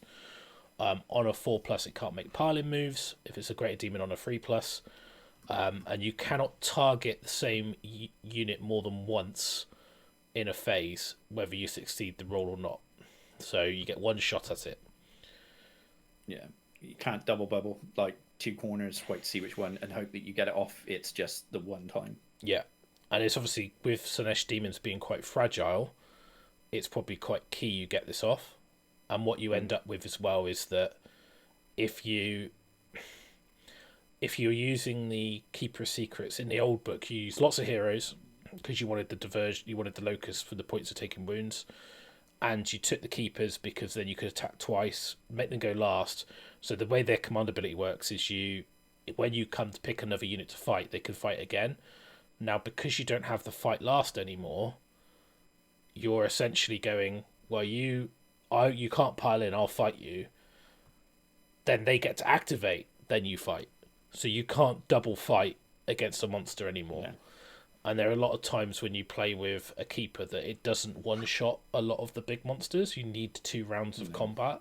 There's a very big difference between killing something 3/4 and killing something 1.5 times, isn't there? Yeah, and you generally won't stand up to a round of attacks back. No. So it's quite a big change in terms of the army and how it plays. The role of the keeper in this with the locust, I think, has changed massively. Me and you spoke about it, didn't we, Russ, the other day? It's like you're not putting your keeper into these big monsters trying to like one-shot it because you're going twice. You're now the keeper is hunting down and fighting units that are going to tag the corner, make sure that they're only piling in. They can't pile in. They can only attack with like 2 guys or 4 guys, depending on the reach of the weapon, after you fought. So it's now like you're not going to put it into like a Bloodthirster and hope it kills it, because I don't think when one model's piling in, a Bloodthirster you probably would, but you wouldn't put it into Archeon, for example, or no, something like that. But I think Bloodthirster is they're quite squishy, so you might be all right. But anything with a bit of guts behind it is going to be tricky to go through. Literally, the emphasis has changed from taking lots of keepers of secrets and not many units. It's almost flipped. The reason for that is you've still got your Ferret Killers, which is if you roll a hit roll for attack as a 6, you get 2 hits. Now that does affect mortals, and if you've got 20 or more models in the unit, you get 3 hits on a 6. That makes the new infantry kind of nuts, this rule. So the mortal Hedonite units, the new kits, are actually really good. So that also counters the lack of horde bonus, I guess. You know, you're getting a profile boost rather than a points reduction. Yeah, and you can. I'm just to double check if you can take them in 20s. You can. So it's an expensive unit, mind you, at 600 points, but you could take 20 twin blades, or so that means if you roll a 6 to hit, you get 3 hits. But obviously, as soon as you lose a model, you go down. I was going to say, my first question is going to be, is there any healing in the book? And I presume there isn't, because that doesn't feel like the type of thing. Really, not really put models back. Healing, there's a bit. Be on the lookout. Be on the lookout while we go through just that one endless spell, right? That you just like if you want to be able to do that sort of thing, but it's points then. On I think there's a spell from the keeper that allows you to put models back in the unit, but it might be demons. We'll get to it. But so your Ferret Killers, good, because obviously the mortals didn't exist before, so you were looking at demonette attacks and stuff. But now it's like, okay, you've got some chunky armored, and the key bit there is they've got armor, so they're actually defensive, so they can actually hold up against charges. Right? Whereas like demonettes like 5 up nick a save or whatever, their corsets, whatever they were using. But there's only so far that spandex and tights gets you on the battlefield, right? So it's works for wrestlers, doesn't work for. They need their studded cod pieces to save them. So you're right. I think the killer thing bounces over to the Myrmidons and the twin skins or twin souls or whatever they're very well. I think it makes it really cool. But it affects demons exactly the same way as it always did. There's no changes there. No change, so depravities, the summoning is really different. So now, previously you used to get, every time you took a wound on a multi-wound model or caused a wound on a multi-wound model that didn't kill it, you got a point. Doesn't happen anymore. Now, you get depravity points at the end of the turn in the battle shock phase. So that's both players' turn. And you get 1 point for every unit on the battlefield that had a wound or mortal wound that was not negated to it in that turn, or has fewer models in it that turn. Now, if the unit's destroyed, so it's not on the battlefield, you don't get anything. No. So you almost need to hit units without killing them to give you the points. Thematic, it fits. It's like a cat playing with something but not killing it. Death of 1,000 cuts. So this is quite big because this obviously leans into MSU, because the more units you've got, the more chance you've got to have units that are slightly weaker or taking more damage, and it's both sides. So stuff like, I will charge my hero into that unit because they might hit me back and do a wound, but they're not going to kill me. Or I'm going to charge my seekers into that thing, on the corner because they'll attack me back and do a couple wounds, but I don't want them to kill me. And that's why the pile-in becomes useful as well, because that limits the damage coming back at you, so you're more likely to survive if you get that off. So super interesting. It is very interesting, and I think as well there will be lots of things you can do to game it. Yeah. So this is a technical book already, isn't it? You just feel it. Yeah. It's a very techy book. Yeah. So endless spells, for example, I'll run this through my army, do a load of damage to all my units. Oh, suddenly I've got loads of depravity. And then hit all of your units with split fire from my shooters and hope that I load those. Because you've got access to missile units now, so you could literally go, well, actually what I'll do is I'll split my shots and do 3 on that, 3 on that, 3 on that, 3 on that. Right, they've all wounded, they're going to give me points. Now I'll hit the other unit, will hit the other units. Yeah.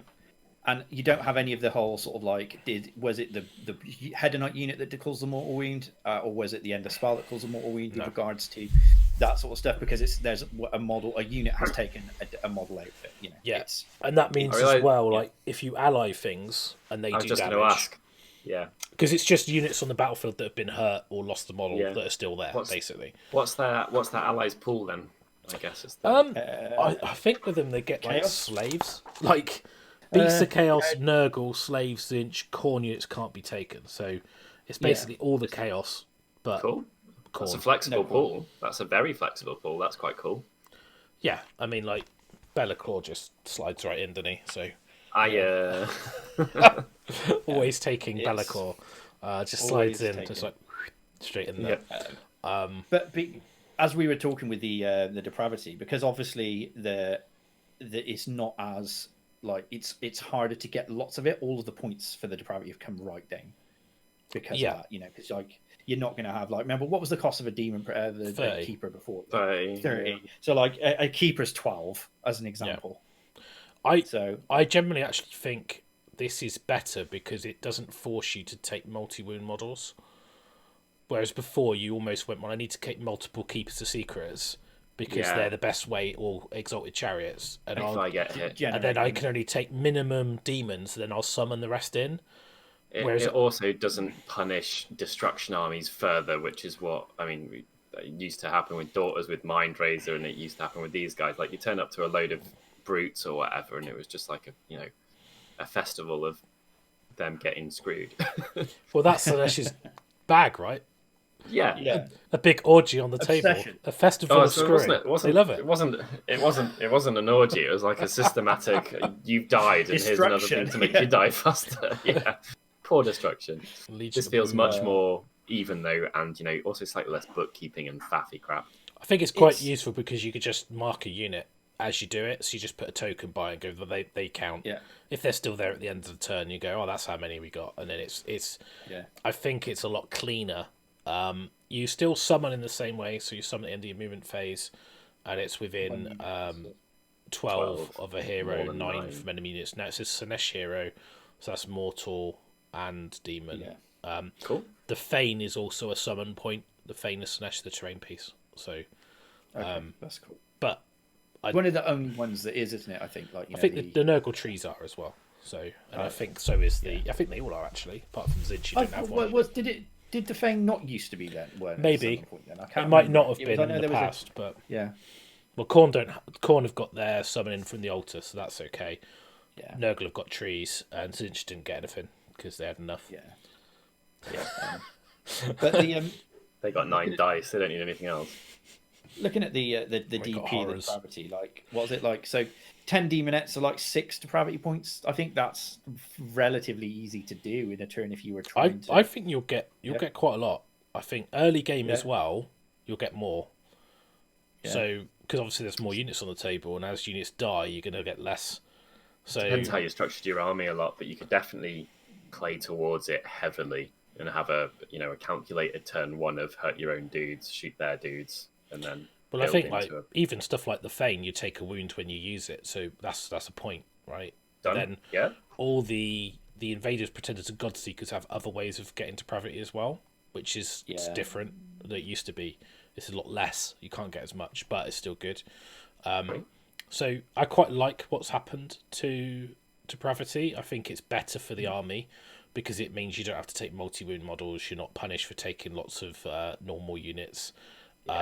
you're encouraged to take more units and less big monsters, which didn't really feel right with Slaanesh, where you turn up with like loads of keepers and nothing else.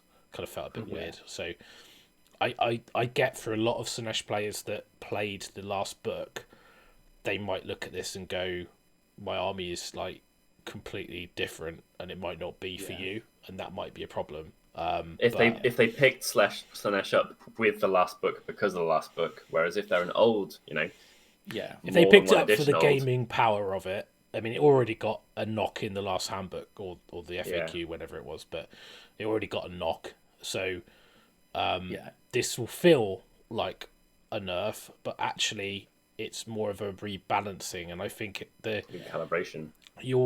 What you'll find is that the using the pile-in and using the depravity now is still very powerful, but it just works very differently, and you have to play into it. Yeah, you have to play well with it, don't you? And I think, like you said at the start of this whole sort of section on Slaanesh, is that you almost want to not think of the old book at all and be like, that was what was old. There will be some similarities in the new book with regards to Warscrolls, but you need to like basically forget about that, because this is now how the army plays. So if you're going to try and fit your old Slaanesh army into this, then there's going to be like, it's going to drop in power and you may feel frustrated. But I think that's because it doesn't play anything like it used to. It's a completely new thing. Which I think is actually going to be good for the game, because I think it's one of these books that you'll look at it and go, maybe it's not very good, but I think maybe with some refined play and some a quality bit games under the table and like some list building, you'll probably find that it's actually like a reasonable book to play. I think so, and I think with the competitive play before, people go, "Oh, I'm going to take my my Hedonite units, and I'm going all the Slaanesh demons, but I'm going to take loads of keepers, and it's all about the exotic chariot and the keepers give me depravity to put more keepers on, and eventually I'll put some demonettes down." Whereas now it's more about the keeper is a sort of support character that can hit well for the army, which is how it should have always probably felt, like, rather than the army is just the keeper of secrets. Yeah, it's like 3 keeper of secrets going forward, killing everything, and then I'll worry about the rest of it after the fact. Yeah, exactly. Your batteries are dying out. It's going to die, so... Yeah, any second now. So I guess it's like we should go on to the invaders section then, Russ. Like, whilst Russ is putting his headphones in, which he should any second now be joining us. But yeah, I think with the invaders... You're back in the room. The invaders is the same as the old one, right? You can have three generals. So yeah, the real change here is basically the same. You have 3 generals. Can't use command abilities if they're within 12 of any of the generals. When one of the generals dies, you get command points. It's all basically the same. The difference is the way you get depravity is basically the difference in these 3. So, at the end of the battle shock phase, you get a depravity point if any of your generals are wholly within enemy territory, or 3 if your generals are wholly within enemy territory. If 3 of your generals are wholly within enemy territory, you get D3 instead of 1. D3. Sorry. Yeah. So, you're basically going to get 1 point, or maybe 2 or 3, but very unlikely. Yeah. Well, yeah, because one of your generals might have been killed. Yeah. That might be non-optional, right? Exactly.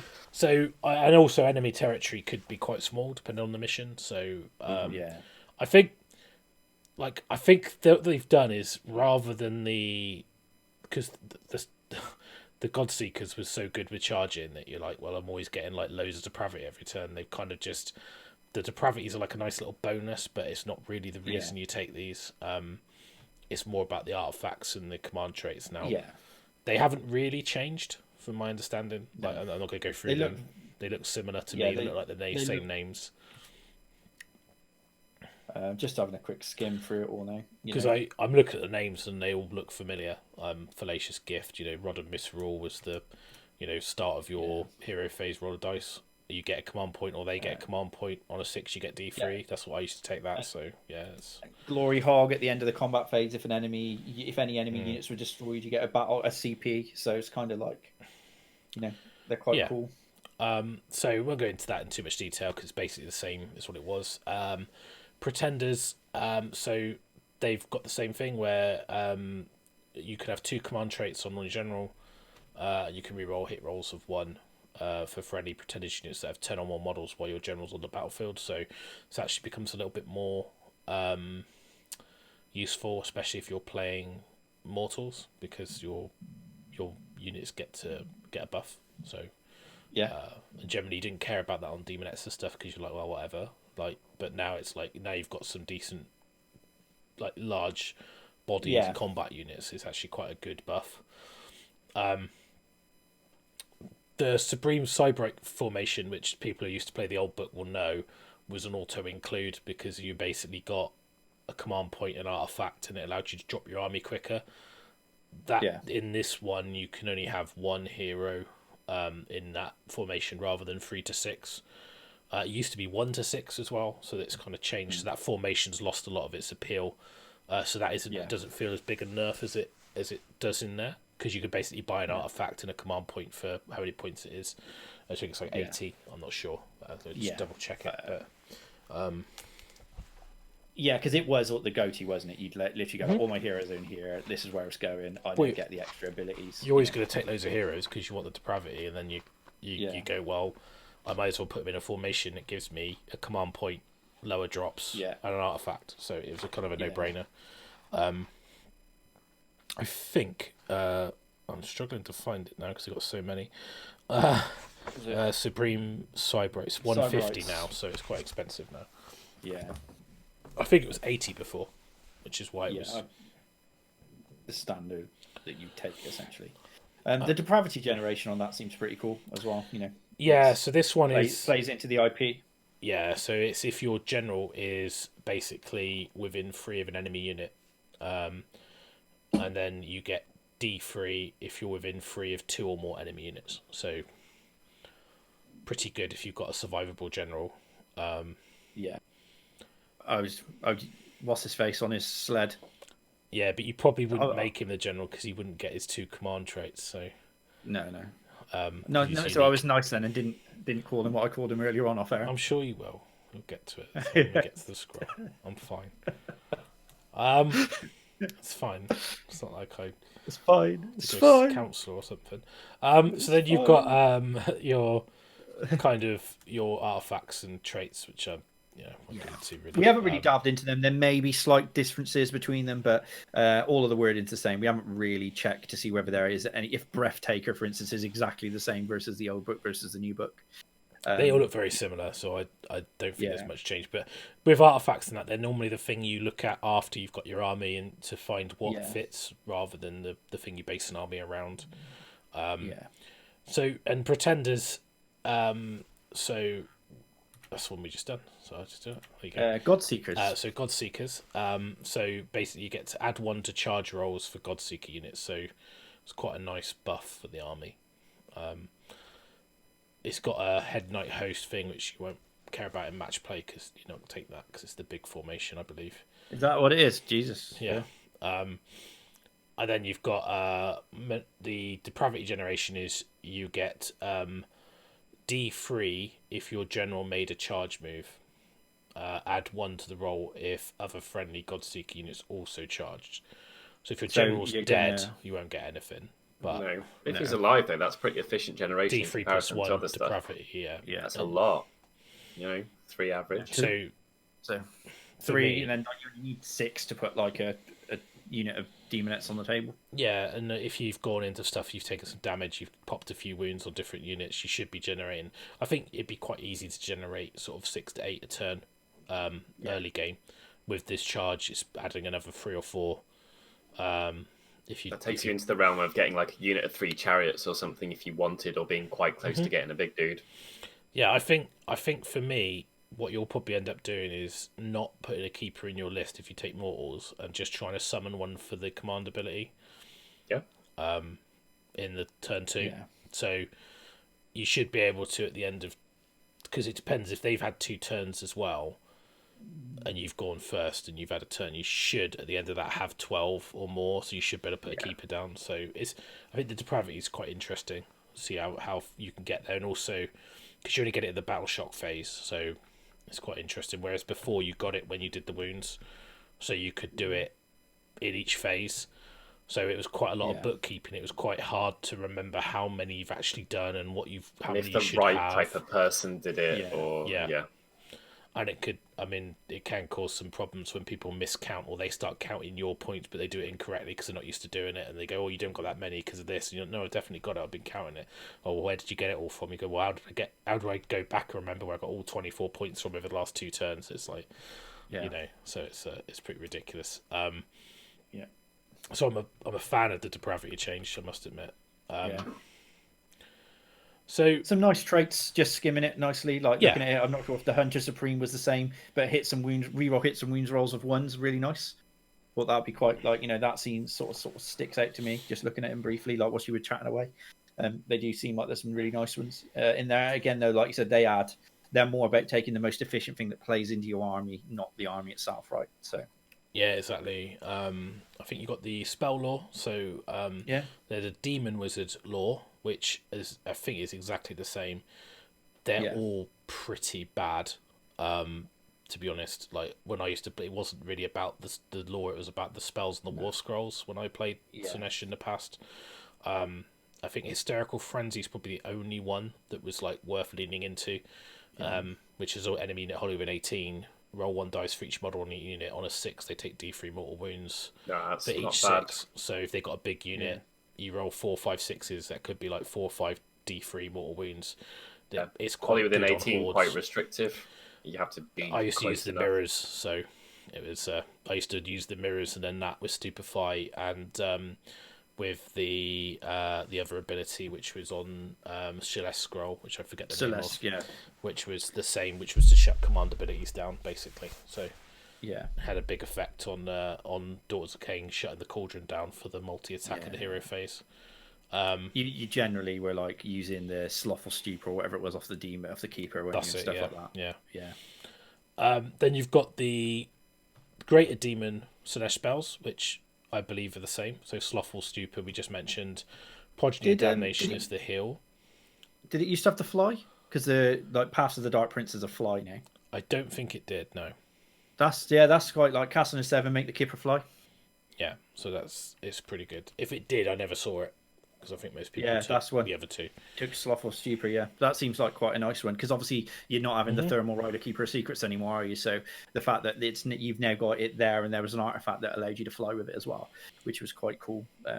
It's a nice one. Then you've got the Slaanesh Mortal ones, which are all new, obviously. So these are all new. So so you've got your Battle Rapture on a 5. Which is basically Immortal unit, wholly within 18, immune to battle shock. If you roll a 10 or more, you can pick 3 units to be immune to battle shock. Yeah, it's quite good because a lot of I didn't check the armored Chaos Knight dudes like the Myrmidons and the Painbringers, but the standard standard fellas, they're like Bravery 6, so like battle shock's going to be an issue, right? I think so. And then this one's quite interesting. Judgment of Excess. It's cast on a 5. Pick an enemy unit within 12. It takes 1 mortal wound for every 5 models in the unit. If the unit has fewer than 5 models, it takes 1 mortal wound instead. So that's quite good. Yeah. If you've got 60 Night Goblins, that's what? Oh god, 12 mortal wounds. Do you see that quick and dirty maths me and Russ just did that? Yeah. I thought it was 12, and I thought I'm going to get this wrong and look like an idiot. So. And then it's on a 5 as well. It's quite cheap. Dark Delusions on a 4. Pick an enemy unit wholly within 18. Roll 2d6 with the rolls equal to or greater than the bravery. Add 1 to hit rolls for attacks that target the unit to a next hero phase. So that's the only one that I'm really excited about in the spell law. Same here. That's good. It's quite restrictive ranges with wholly within being a thing now. It's not easy to get your wizards up in the grill of your opponent's 30 that blobs is wholly and have within everything. bizarrely as well, isn't it? Yeah, and it's following the standard thing, isn't it? Where like these days, isn't it? Like wholly within, if it debuffs the enemy, like. Well, it should. If it's an enemy unit, it should be within. If it's your unit, it should be holy. So it's a bit. That looks like it's the opposite way around. It should be, but anyway. So yeah, you're never gonna. The mortal wizards are like they're quite squishy, so you're not gonna have them up front, are you? Apart from if you've got the big boy. So. Oh yeah. Russius Oscilius, or whatever his name is. Yeah, I knew it wouldn't take long. the, So I assume the position in my chair. Hang on. Yeah. Byron, no, on my screen, I'm like above you, so like we could do like a fan, and Byron could be like feeding you like the Oh my! I'll feed him some broccoli. Order. Yeah. I'm not sure if Slaanesh is into broccoli. I am quite hungry, so when we get to talk about his abilities and about how they're all named after different courses, I fucking love his war scroll. We're just going to ruin Sorry. it. It's fine. Also, for anyone watching, Rust isn't really offended by me bullying him and being a dick. I am. That's why we've no, got. You're not. I am. That's why we've got that special announcement coming.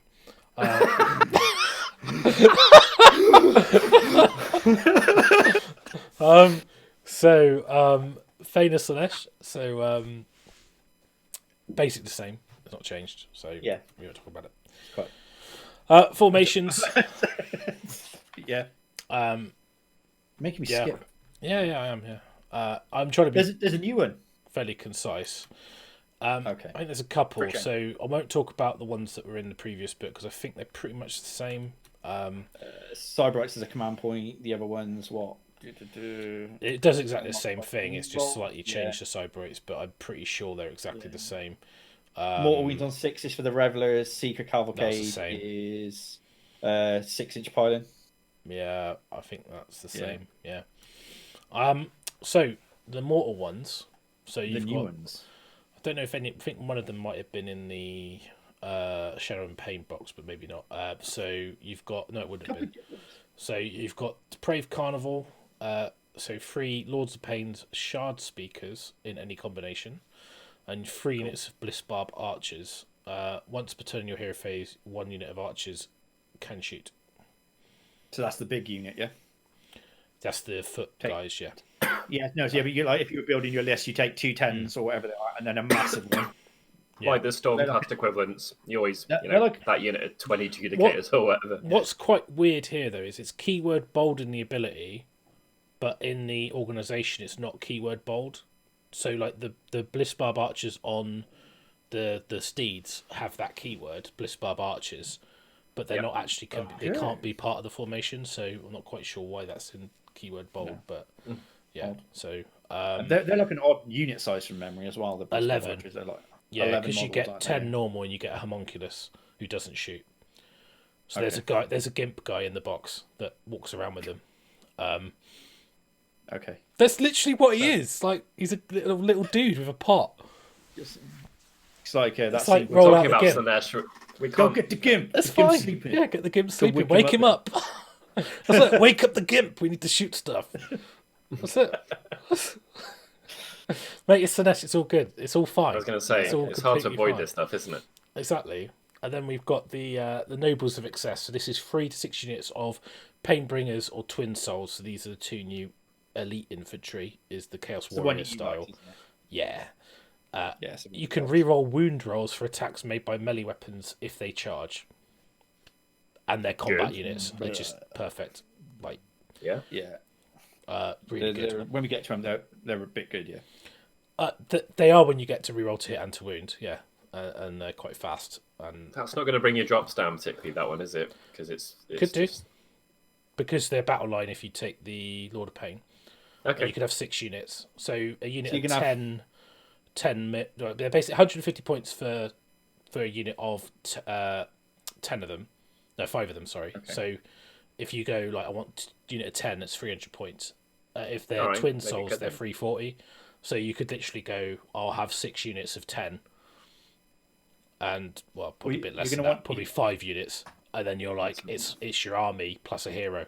So you go Dude on the Throne, Lord of Pain, the rest is all them, and they're in the formation. So you probably so 3 drop. Yeah. So, do you want to take a unit of 20? Yeah, maybe. And then two minimums to be able to get those 6s to hit, doing 3 hits?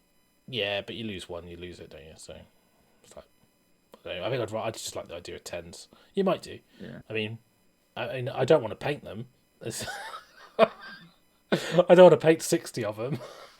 I want to kill myself. Are they the Tangor of Slaanesh, basically? Oh, yeah, you must have seen the models, Byron. The I just all the names blend together, so I don't know which They're ones are which. the Myrmidons are the guys with like the helmets with the shields, and the Twin Souls Oh, with the two weapons. okay, got you. So Yeah. super detailed models. Yep. So you've got metal or whatever. But moving on. then you've got the Exalted Speed Knights, which is 2 to 3 units of Bliss Barb Seekers, which are the archers on steeds, Yeah. and then you've got 2 to 3 units of Slick Blade Seekers, which are the combat guys on steeds, and 2 to 3 units of Seekers, which are the demon mounted guys, I believe. Interesting that the other guys Not aren't in it, Hellstriders, yeah. Yeah. But that's what Because it it is. feels like it should be House Riders, like, don't it? If instead of Seekers, House Riders in there. But I think yeah. maybe because they don't have Seekers in the name, so they all got to have Seeker in the name. Yeah. I don't know. But like it's Exalted Speed Knights, which sounds like sounds like an episode from Speed Racer. It's definitely a cool name. So it says after armies are set up before the first battle round begins, D6 units on this battalion can move 6 inches. So pre-game move is pretty useful. 6 inches as well. The move being definite and the number of units being the variable. That's far better because that's better than 6 things moving D6. I still think they'll move 14 as well, aren't they? I think you're going to ally in those untamed beasts if you want to get that screen up. Yeah. So, I think just the addition of that War Scroll and Be'lakor in any Chaos Army is basically just nuts up. Somewhat mandatory. It's that chef's kiss bit, isn't it? Yeah, it's the garnish. The garnish on top. Apart from Be'lakor, he's like the meat. He's like the chunky meat in the pie. He's like the peri salt. He's like that. Makes everything. Yeah, he's awesome. the peri salt from Nando's. Yeah. So the Keeper of Secrets now is pretty much the same. The command ability is a Hedonite unit, so it works on the mortals as well. It allows them to fight again if they've already fought, but it's not. It's when you activate. So the point is, it's like you don't get to double activate before they hit you back. So it's almost better on the mortals because they're survivable. Yeah, so makes sense. Particularly the Myrmidons because they've got a 4 rerollable armor save, as we'll get on to. The Twin Souls can have a 5 path to save as well, so if you lean into that. I've got the War Scrolls for pretty much all the demons now. There isn't a lot of changes in here, so we're not going to go through them. I will talk about a couple that stood out to me, and that will be the Contorted Epitome. So this model's changed because it used to have a AoE, so area of effect, fight last bubble. It doesn't have that anymore. So what it's got now is it's got this horrible fascination. So at the start of the combat phase, you roll 1 dice for each enemy unit within 3 of this model. So you've got to be in combat. I think before it was 6 inches, so you didn't need to be in combat. And then on a 4+, this model, so that just the Epitome cannot be picked as a target of attacks until it's attacked. So it's okay, but it only affects the Epitome itself. And it depends the caliber of the shit that's in contact with you, right? That unit of 10 dudes that are fairly average when you've not got many wounds left, you might get to do enough to them that it matters. But if you're against something resilient, then no. But it's got a really good save as well, the Epitome, right? So the 5 armor save. 5 up. Hasn't it got like a? Oh no, it's against mortal wounds. It's against it's got a 2 up against mortal wounds. But it's. I think the problem is it's a wizard. It gets 2 spells. It's got Overwhelming Acquiescence, which is the spell you've got on all the Slaanesh heroes, which is basically reroll hit rolls of 1. But you pick enemy units, so you pick D3 enemy units, you get to reroll hit rolls of 1. It's not bad, but the problem is you get to go last. You're like, well, I don't really want to be fighting with this. It's a wizard that's okay in combat, but actually I'm not really want to be fighting. But what's quite good about it is that you do get the locus off it, so you could use it as a. I think if you want a cheap disruption piece in a mortal army to get the locus, it's actually not too bad. But I don't. it's a weird place. It's like it's you take it for the magic. It's a form of defense, isn't it? You just got to look at it like it's armor against crap things, basically. Potentially significantly weaker than it used to be. It used to be so good, and it's 210 points. So yeah, it's a lot of points. It's a lot of points for what you get. I don't think it makes the cut, to be honest. 7 wins for a 5-up save. So, have you had a? I'm not sure, like, if I'm jumping ahead or I'm like call some grief here because I can't see what you've got up on your screen. But have you got the Slaanesh Warscroll there? Because like the abilities for Slaanesh, like the spells changed and the regal authority, and it's got a different command ability. If you haven't got it, then it's cool. It's just on the page in front of me, and I was just like, the Subvert is the same. Yeah, that's the same. Is it? Yeah. What was the? Was it the? Didn't it used to have a spell that could stop? Subvert. Stop command abilities. That's what it does. Yeah. Oh, okay. Well, because that's what it was that and Stupor I used to put through the mirror. I've been drinking, everyone. That's right. I think the immune to battle. I think it's got immune to battle shock bubble. Yeah. Command ability. The change that they made with Slaanesh was the combat profile. So you used to get like attack with one, attack with the other. You got a bonus depending on which one you attack with first. You had to fight with half, then they fight. That's all basically gone. But you can reroll hit rolls 1 for attacks made by melee weapons by friendly Head Knight units wholly within 18. If the number of mortal Head Knight units wholly within 18 is equal to the number of other friendly demon Head Knight units wholly within 18. So that is new. That deadly symbiosis has changed. So you could take Slaanesh to get reroll hit rolls on, but I think it's quite hard to trigger that. Yeah, because you need to have equal numbers. Yeah. So okay. You basically get to trigger that in your turn on your terms and not otherwise. Yeah. Maybe you might have to do like weird things like run stuff off to the side so they're not in range anymore. And, because it's wholly within as well, so it'll be quite hard to trigger it. Or like charge out of range with one model in the unit, so it's not in range, but then they wouldn't get the benefit. So it's a bit weird, but and reroll 1s to hit isn't. I don't think it's worth the disruption. I still like Slaanesh. It's one of my favourite models, and that's why I took it in my list. 200 points for Slaanesh, so cheaper than the Contorted Epitome, and I'd argue a lot better. I'd say the same. So you'd probably take it instead. I particularly like it. It's such a cool model. Yeah, and then the Infernal Enrapturous as well has lost its depravity generation. So it used to generate depravity, and also because of the nature of it doing ranged attacks, it still does that. But it was a good depravity generation piece because you could shoot the thing on multiple wounds. Yeah. You still got to reroll successful casting rolls for enemy wizards within 24 because of discordant disruption. Still great. And if the rerolled casting rolls are double, they take D3 mortals, so that's still the same, I believe. And you can dispel an endless spell with as if it was a wizard. Yeah, which is cool. And then it's got the 2 shooting attacks. So the Enrapturous is okay, but the reason you saw them was because the depravity generation, I think. Was I think with the 6 shots, 18-inch range, if you've got that range and you've got the Rend 1 and you're shooting like lots of units, spread it out a bit and go like, kill one model, kill one model, kill one model. If you get so you could still generate depravity with that. It's not. I think in a demon army, it's a good unit to have. It's 150 points, so it's okay. But again, it's quite a lot for 5 wounds. Right? 5 wounds, 5-up save.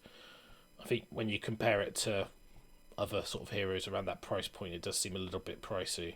Yeah, that would be a push at 100. I don't know if because of the depravity change, the reason the heroes in Slaanesh used to be more expensive is because they generated depravity, and I don't know whether that's just been carried across, even though the depravity is now changed. So maybe it does feel like they're a little bit on the expensive side, the demons. That's just my personal opinion. But I don't know. I don't think they've really changed much on the Mask and the Vice Leader and the billions of chariot models that you can have. Honestly, I I don't have a chariot. I have no desire to build a Slaanesh chariot, so I've never looked at them really. I've built several of them. It's a fairly timely undertaking. Yeah, I mean, I think the model's cool, but I always envy people who've got one because I'm like, it's so cool. But I think I've never really my obsession to take every mold line off is almost detrimental to me getting them on the table. But I quite like the mask at 130 points. I think the mask is solid, cool. yeah. Really good. Yeah, really like the mask at 130. You know, 6 attacks, 3 4s, Ren 1. Can add D3 attacks or can heal D3 wounds. It's got a 4 path to save. That's such Run a good and charge. Yeah. And the model is eligible to fight in the combat phase. It's within 6 inches of an enemy unit instead of 3, and compile in 6 inches. I believe she's exactly the same as the last book. I don't quote me. Yeah. But yeah, she's always been a solid option. But she does slip under the radar a lot. Disruption, right? That's the name of the game there. Like, there's going to be bigger things for your opponents to shoot at that do more, you know, on their stats profile, and then that thing's running around and it's tagged something, and it's really good at getting into the backfield and just hunting stuff. Yeah. Like, because she's quick as well. The mask is just a quick 10. model. Have her one of your 3 generals in your your. Not bad call, yeah. And then she's always going to get into your opponent's territory because she's so fast, because she can run and charge. She's moved 10. You know, she's always going to be a range. It's not bad. Pretty survivable. Could heal D3 wins a turn as well. So because like with 6 attacks, you're not really going to want to go and fight a lot with her, but she's always going to like have that opportunity to heal them up. So you've got to remember as well, the more things you have that are nimble and can do stuff like that, she is going to be generating points. You know, you might just run her into crap and hold up 5 archers or something, but she's still going to be getting you a resource by doing that, and probably not dying at the same time whilst being annoying. So seems like a solid investment of points. Yeah, and I think the chariots are pretty much the same. I don't think there's been any change. They might have changed the impact hit slightly, but yeah, I mean, they're all okay. I just, you know, they're not really an exciting thing in this book because they're not new. So it seems like we're glossing over them. It doesn't mean they're bad. It's just like they're pretty much still the same good at killing hordes because they get extra attacks for the amount of things that are within 1 inch of them. Generally speaking, that type of stuff.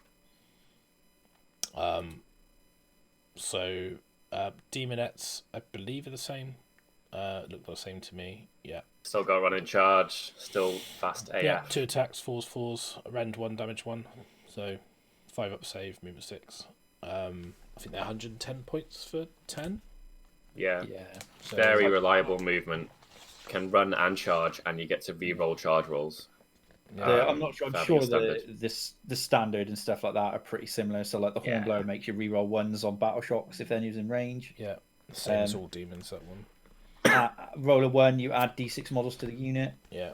And then re-roll charge rolls if you take the other banner. Yeah. So yeah, not too bad. So, but Fiends now, I believe they've had some changes, but I am not up to date on them because I never saw them. Me get the War Scroll as well, so we can go through that. People weren't up to date on them because you just didn't really see them, did you? Which is a shame because they're bloody cool. Those models, they're lovely models. Well, I love them. They're 180 points for free, 4 wins each, 5 up save. I think the change is the Stinger, I believe. Deadly Venom. Yeah, so they've got the modified wound roll for Deadly Pits is 6. It has a damage of D3 instead of 1, which I think they've always had. Yeah. The Venom is that if they've got a wounds characteristic of 1, that it has a damage of 1.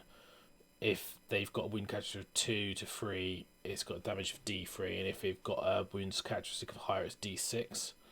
You subtract 1 from casting from enemy wisdom within 12, and then you get -1 from hit rolls for attacks made by melee weapons that target this unit. In addition, while it has 4 or more, subtract 1 from wound rolls, which I think they seems exactly the same. So you look I'm just looking at it to me. Look exactly the same, yeah. Just double checked it all just to see. If they had a points readjustment, then they're 180 now. I think they were 220 in the original book, but I don't know what they are in the handbook. So okay, yeah.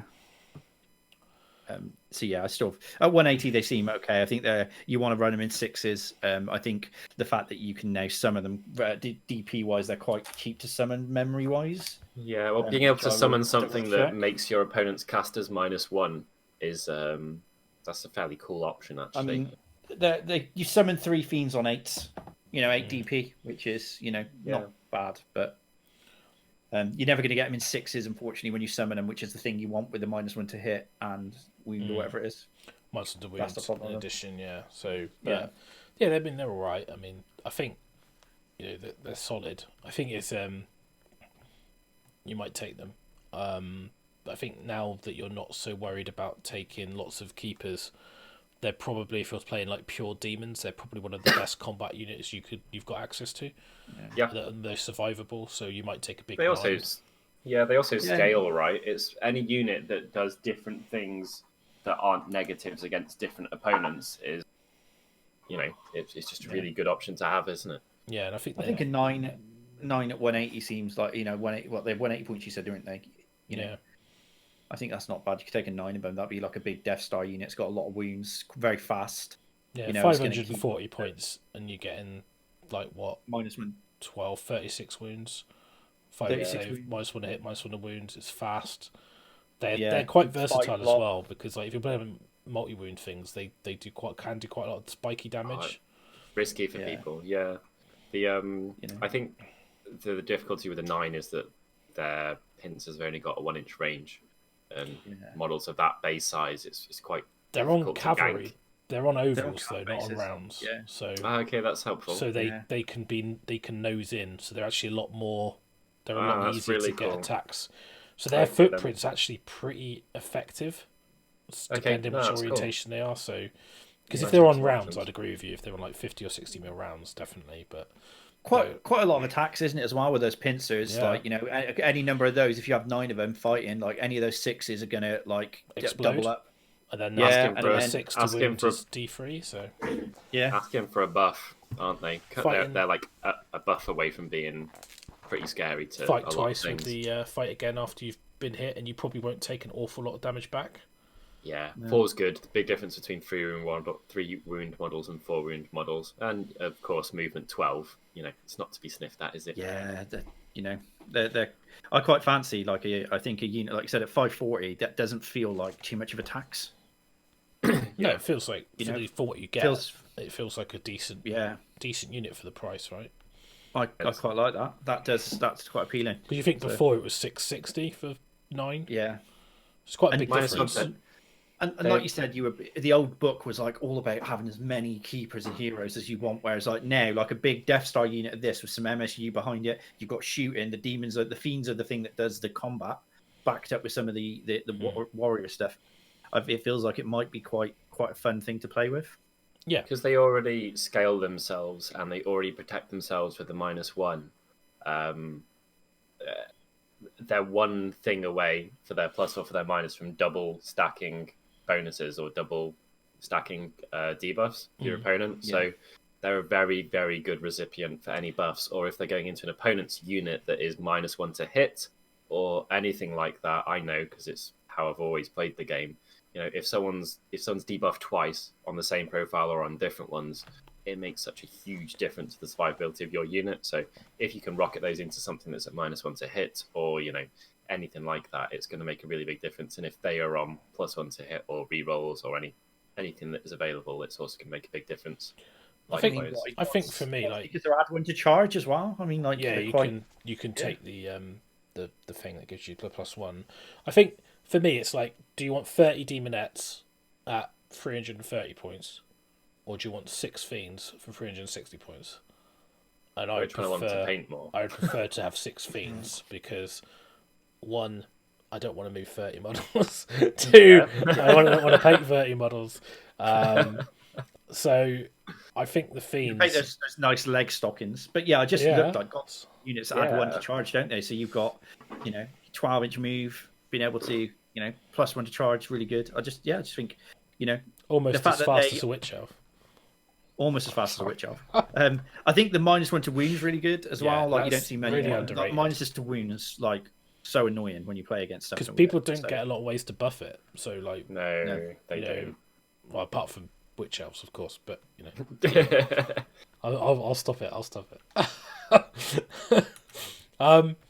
So then you've got your seekers. I'm pretty much sure they're the same. I don't know if they didn't have rend before, but they did because they got claws, didn't they? So still super quick. 2d6 run move, and they can run and charge, and they're 14-inch move on their profile, so they are one of the fastest foot things in the entire game.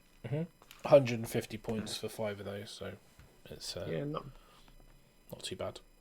No, glass cannons, they're what they should be, I think, pretty much exactly. I don't think they're battle line anymore. No, they're not. So I think they used to be battle line in Slaanesh, but they're not. Because only Demonettes are battle line, and then you've got Bliss Barb Archers are battle line in Slaanesh, Hell Striders are battle line in Slaanesh, but Seekers aren't. And the Pain Bringers and Twin Souls are battle line if the General's a Lord of Pain. So if you want to do a pure demon army, you're pretty much forced to take Demonettes, but you'd probably just put the Hell Striders in. Very odd, but yeah, there we are. I think they used to be battle line. Or Chariots could be battle line, but they can't anymore. Segue to Hell Striders. They, I think the scrolls are the same as when they were in the Thingy and Pain, weren't they? As well? They are. So I'm not going to go through these too much because we get into the big boy next, aren't we? I think after this next page. This is the scroll of doom. So Glutus or Scullion, Lord of Gluttony. That is a page full of text, isn't it? It's a small novel. Yeah. Yeah, he is also an amazing model. Like I just think he's like ridiculous. He is solid. I mean, he's 18 wounds for a 3-up save. He's not the fastest at movement 8, but they're still not slow really for what he is. He's a bit like the Catacross of Slaanesh. So he's got a very similar thing where he's got companions that die as he takes damage. So very similar to Catacross. So it depends how many wounds he's got, but without going into too much detail, but essentially you can see the scroll anyway. But he's quite good in combat. He's got it's the crushing claws, so you get 6 attacks. Freeze, rend 1, damage 3, and 3 attacks, freeze, rend 2, damage 2. Plus you get a couple of ancillary attacks that don't really make a huge difference. But of course, it's a Slaanesh model, right? So if you roll a 6 to hit, you get extra. You get extra attack, so an extra wound roll, I should say. So he's also a wizard, so he's pretty beefy for a wizard. Yeah. And he's got the ability, the Grand Gourmand. So I love this so much. he has his dinner during the battle, and each battle round he goes to a different course. So he starts with the aperitif, so you get +1 bravery to mortal head knight units within 6. Then in round 2 he's on to his starter, so he can run and charge, so that sort of makes up for the speed. Main course, don't take battle shot tests for mortal head knight units while they're wholly within 12. They're too busy eating. My favourite round, so dessert. At the end of the hero phase, you can replace a spell this model knows from the lore of pain and pleasure with a new spell, and he can cast 1 extra spell in your hero phase. Cool. It's only my favourite because I like tiramisu, not because of the ability. I actually think that ability is a bit weird though, right? Like, when have you ever been able to go right, I get to change this spell to now a different spell in the that's great. Any flexibility. I remind me of the old Kairos when you selected each head spells pre-game out of all the laws. Terry did that. Terry did the whole this is what you take on this head every time. This is what you take on this head every time. Then you got these extras can be fudged if you need to. It's like you laying out your tarot deck of cards to tell a story. This is Final Trans. This is the Wyvern. This is Mind Razor. This is Dwellers Below. So then you've got the Digestif. So reroll casting, dispelling, and unbinding in battle round 5. So these abilities are okay. They're themed. They're fun. They're not. They're just a nice thing that that'll be handy in the game. Like the run and charge one's really good. It doesn't. These don't. They are cumulative. Sorry. Yeah, they are. Yeah. So. Yeah, as I said, I thought it said none. Yeah. But... this is the next ability is why This You model's take it. really good. Yeah. Fog of Temptation. Subtract 1 from hit rolls from attacks made by enemy units within 12 of the model. Not wholly within. That is a big deal. That is It's huge. units, not models. So Yeah. That's got all the good wordings as far as the Slaanesh player is concerned. he naturally has +1 to cast, Dispel, and Unbind. So Solid. you can't really go wrong with that. No. His spells. companions are interesting. So They give him weird stuff, don't they? Yeah. They're quite handy. So basically, the guy with the great blade, he's not actually the fat dude. He's one of his attendants. So if the unmodified wound roll for the great blade is a 6, it does 2 mortal wounds, and the attack sequence ends. So it just, rather than being rend 2, it's just a mortal wound. So cool. Each nerf. So Lashmaster reroll charge rolls. So that's pretty good. The priestess is this ability. You basically say you're called to Slaanesh to protect the master. Roll a dice. On a 1, nothing happens. On a 2+, until your next hero phase, you basically get a 5-up wound or mortal wound save in addition to his armor. So he's Great. 3-up, 5-up. -1 to hit. -1 hit with 18 wounds. Pretty good. Yes. So looking at the companions damage table, she never goes. She's always there. So you've got Painbringer, Kazir, and Lashmaster Vinsk, and then Painbringer, Kazir, and then none.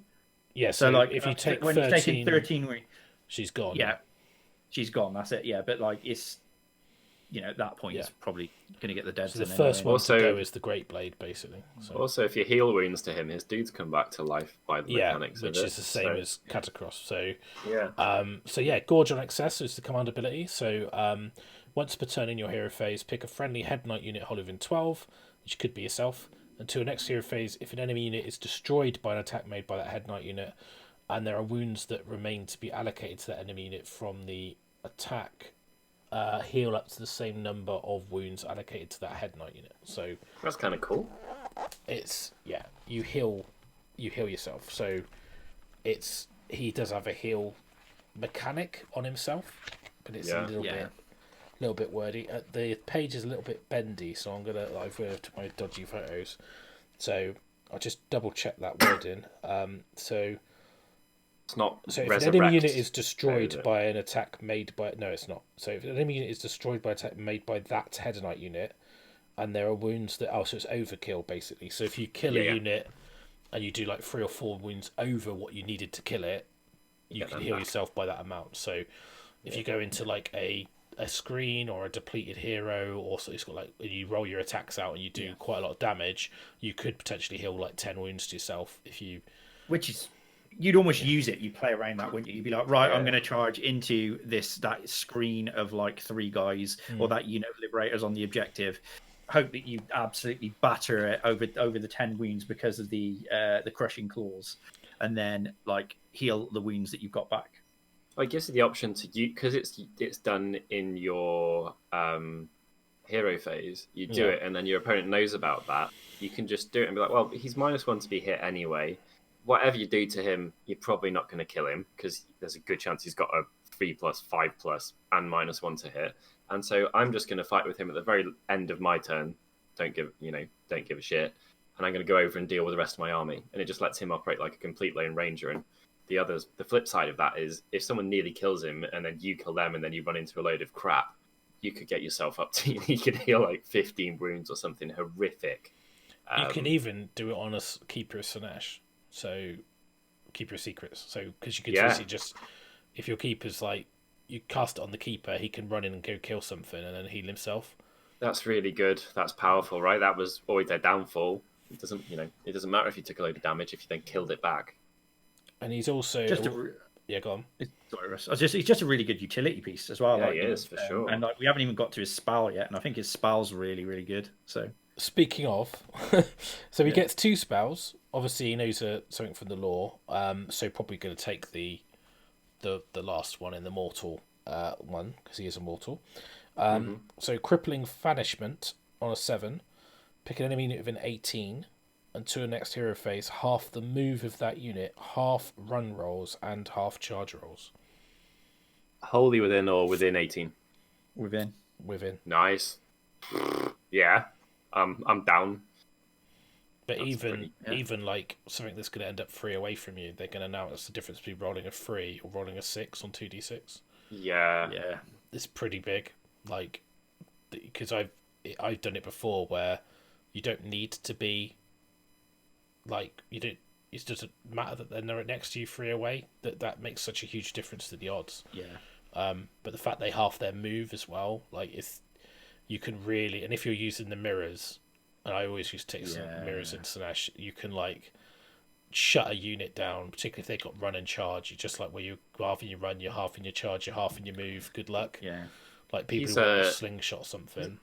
He's a negation piece, isn't he? You know, he can with his own command ability, he can protect himself and make it so he can heal himself, and he's very well protected anyway. And you can do that to something with mirrors, potentially very far away. And then you could have your obligatory 240 or 60 points or whatever it is for Be'lakor in there. You could have a completely, it's like a blue-black knobhead magic deck, isn't it? It's just I'm going to do stuff on my terms. Sorry. I personally think he's an auto pick. 400 points. He's way more survivable than a keeper. He does so much. He does about the same damage, but he's got a better save. He's got more wounds. He's got an after save. He's got the debuff. He's got the spells. He's just so good. Yeah, he's a bit slower, but you get run and charge and rerolls. And you can reroll charges. Like he fights pretty well, doesn't he? You know, I mean, 6. I mean, your worst you can have is 3 attacks at damage 3, and then 3 attacks at damage 1. And all you need to do is pop a couple of 6s, right? And you're going mental. Well, I think if you're going aggressive with this guy, you're just presuming that in your first turn you're going to be saving a command point in case you need to 6s run, and that that'll be a large part of your game plan, which is just to plow a hugely disruptive, potentially damaging, and more resilient than it would have been Slaanesh army into someone's face and steamroll them. He's basically doing a load of spells. It's the all-you-can-eat buffet, and the fat guy rolls in, and the restaurant wants to shut, but they can't shut. It's just getting started. He's just there to ruin it. He's literally ruin it for everyone else. Yeah, all you can eat for a tenner, and he's going to go like, hold my beer. Yeah, hold my gimp man holding a little vase that. Whatever he is called, because he doesn't have a name, but he's just on his base. I also think that scroll with the amount of information contained on it, once you've read through it once, isn't too tricky to play with or against, and that's kind of commendable. I think it's the same with Catacross. It feels very confusing, but it's not. It just there's a lot of words, but actually it's fine. One of the things I was going to say, and this is probably a little bit of a segue, I think if you the spells, so I believe, I'm just going to double check. It is only Demon Hedonite Hero that you can heal with the spell. I was just wondering, I was like, but Born of Damnation isn't. So pick 1 Hedonite Hero within 6. You can heal D3 wounds allocated. Nice. So in the lore of Slaanesh, from the Demon, which is only the Greater Demon one that you can't heal, but the normal one you can. So if you had a keeper, you could take that heal spell and you could heal him as well with that. And then you could also use the command ability to heal. And you could probably take an spell like Life Swarm if you really wanted to. Slaanesh of the new Nurgle. Well, I wouldn't go that far, but... I don't know. 3+5+ -1 to hit. That sounds like a Nurgle profile to me. I mean, it's a bubble -1. I think if you take in a demon army as well, like just if you're Fiend Star, I mean, like... You've got what? -1 to hit, -2 to hit, and -1 to wound. But it's just what I said. You stack in those debuffs. You only need 1 more, and that's a very flexible one. That range doesn't get shorter after he's taken wounds or anything like that. That's just on until he's dead. I mean, you could take 2 massive units of fiends, him, a keeper, some like chaffy demonettes or hellstriders as battle line, and just be like, go on then. Like, what are you doing? Oh yeah, those Fiend Stars will be like -2 to hit, -1 to wound. Good, go on then. Just never kill him, will you? No, just licking you. Like, that's what you do. Cool. So he's baller, and he's 400 points of. Some people would be able to ally him in, but he's cheaper than 2 contorted epitomes. Do you know what? You're right, Brian. At 400 points, it's a -1. It's enemy units within 12 inches of him. So Yeah, already. Oh. Yeah. So 400 points in like a slave's army, maybe, if you're not taking... In a Nurgle army. In Nurgle, dude. In a Nurgle? Yeah. Yeah. Let's get him in Nurgle.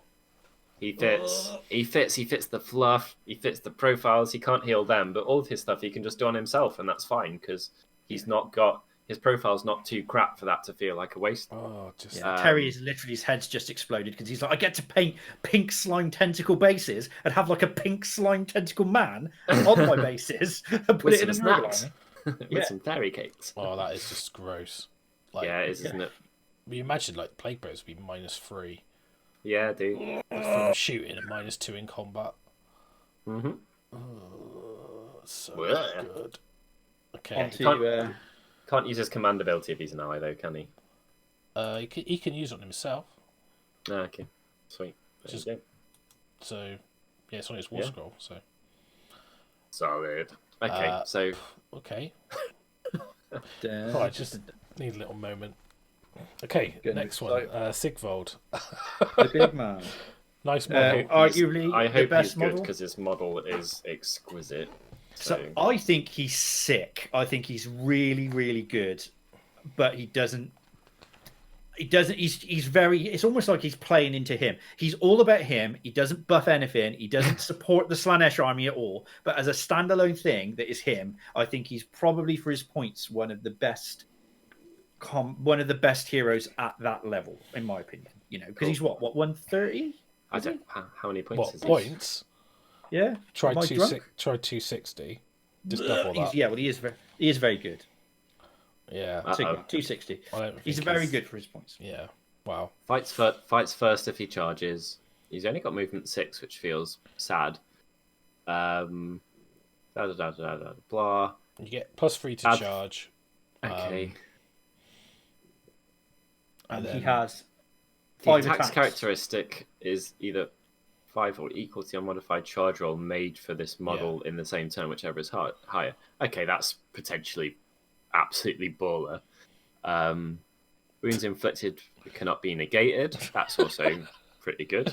Is this your feeding time, Les? It is the feeding time. Yeah, I've got one by my foot and one like literally swishing the tail, back of your neck. More and more, getting like real grumpy. I had my burger, so I'm not fuming anymore. It's all good. Hungry, but it's fine. Roll the dice each time you allocate a wound or to him on a 4 plus it's negated. So yeah, he's just a beastly combat profile all on his own. Why is his move 6? Did you see wounds inflicted by an attack made by Shard / cannot be negated? No mortal wound save. No mortal wound saves against his swords, which is so he's a beat stick. But well, why is no saves, right? no saves at all? Well, stop it. Negated and saved are different, aren't they? Or are they not? Wounds inflicted, so it depends when you inflict wounds. I think it is after the save step, so it'll be after saves. Yeah. He's To be like your ward save. I know you say why is he move 6, but he's a dude on foot, so yeah. I mean, like, 6 is not 5 or 4. He's got full plate armor on, so Yeah. he doesn't have wings, does he? So no, but he's pretty glorious. I feel like he should get a +3 on his charge. movement value of 8 just for that. Yeah, he's pretty good, but I think the armies that are aggro are going to leave him behind, and you possibly. I don't know. There will be a place for a model with a profile like that. It's just like Les said, he's not very interactive with the rest of your army, is it? No, he's very it's all about him, which is I think as a hero hunter, he's pretty good. You know, that one time you roll that 10-inch charge, and then you got 10 attacks, like 2s, 3s, Ren 2, damage D3 with no ward saves. It's just going to kill heroes. You're going to be able to threaten people with it. He's a bolt thrower on foot, isn't he? Basically, he's kind of like Valkyrie used to be. 3 up with a 4 up after. He's quite I mean, I love him. I think he's really good. I can see at his points he'd be very difficult to slot into the list when points are at a premium, but I do think he's pretty cool. Maybe put him in like a slaves army as an ally if you wanted to, as that hero. You know? Yeah. Mixed in with your other units. He's going Glutton's going in, mate. Fatius Maximus going in my army. In my slaves army. Isn't that the name you called yourself when we were at like the Ming Invitational? Yeah, when I had a Roman helmet on, yeah. Yeah. Fatimus Maximus, commander of the Face Legion. Yeah. Alcohol may have been involved. Alcohol. Yeah, so I do like Sigvard. I don't think he's awful. Like, I think he's cool, but it just seems a bit on the pricey side. Yeah. I mean, he is very good, and he could potentially be bonkers. I mean, if you had like 11 attacks, 2s, 3s, Ren 2, damage D3, and you can't take after saves, he could absolutely rent something. Yeah. I think when you look at what Altharion brings, like, you know, he's that sort of level character. I think Altharion and him are very, like, they're at that point where they've just not got quite the right. The points are just a little bit askew on them. Yeah. 20 or 30 more than it could have been to make it not. But he's, you know, one of the best models they've ever made. So I'm sure he's going to make his way into lists. Yeah, he's ridiculous. Lord of Pain. I love him. Love this one too. He's going to be in every army that's mortal because he makes the other guy's battle line. So he's got a great command ability now, because I remember we did the Marathi show. We were like, oh, well, he can't really use that ability on much because there are so many Head Knight units, but actually this allows you to pick a friendly Head Knight unit wholly within 12. You can reroll hit rolls for attacks made by that unit. Yes, please. Pretty good. So, yeah, I mean, it's very good. It's very good, especially when you get to the Twin Souls, because they get to reroll to wound, so you get both. Yeah. So it's really. He has to be your general to make the stuff battle line, though, doesn't he? Okay, Yeah. So.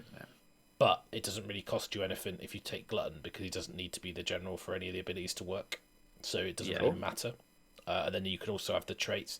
And if you take the Pretenders, you can get a double trait on him if you want to. And he's actually got 5 attacks at damage 2. It's not awful. 3s and 3s. He's actually pretty legit for a foot model, right? And, you know, his command ability is really good. There's that battalion that he fits in nicely as well if you wanted to. The Carnival one, isn't it? Yeah. I think where you take him and then the Shard Speaker. Yeah. And he's got the Mortal Wound negation as well. So yeah, pretty good scroll. Cool model. Yeah, he is cool. So I don't know why we're back into the Allegiance abilities. Oh, it's done the thing again. Right, I think we have to take a break there, because it looks like there's a limit from OBS of how many things I can actually have as a slideshow. So we're out of this. So I'm back to do a break, and we'll be back in a sec.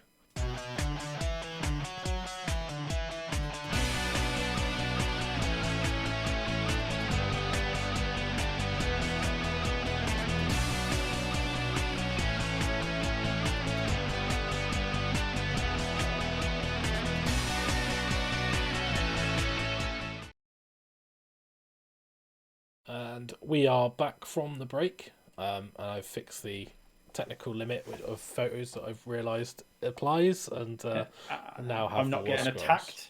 And I'm not getting attacked. The cats have been fed, so Les is no longer being scratched.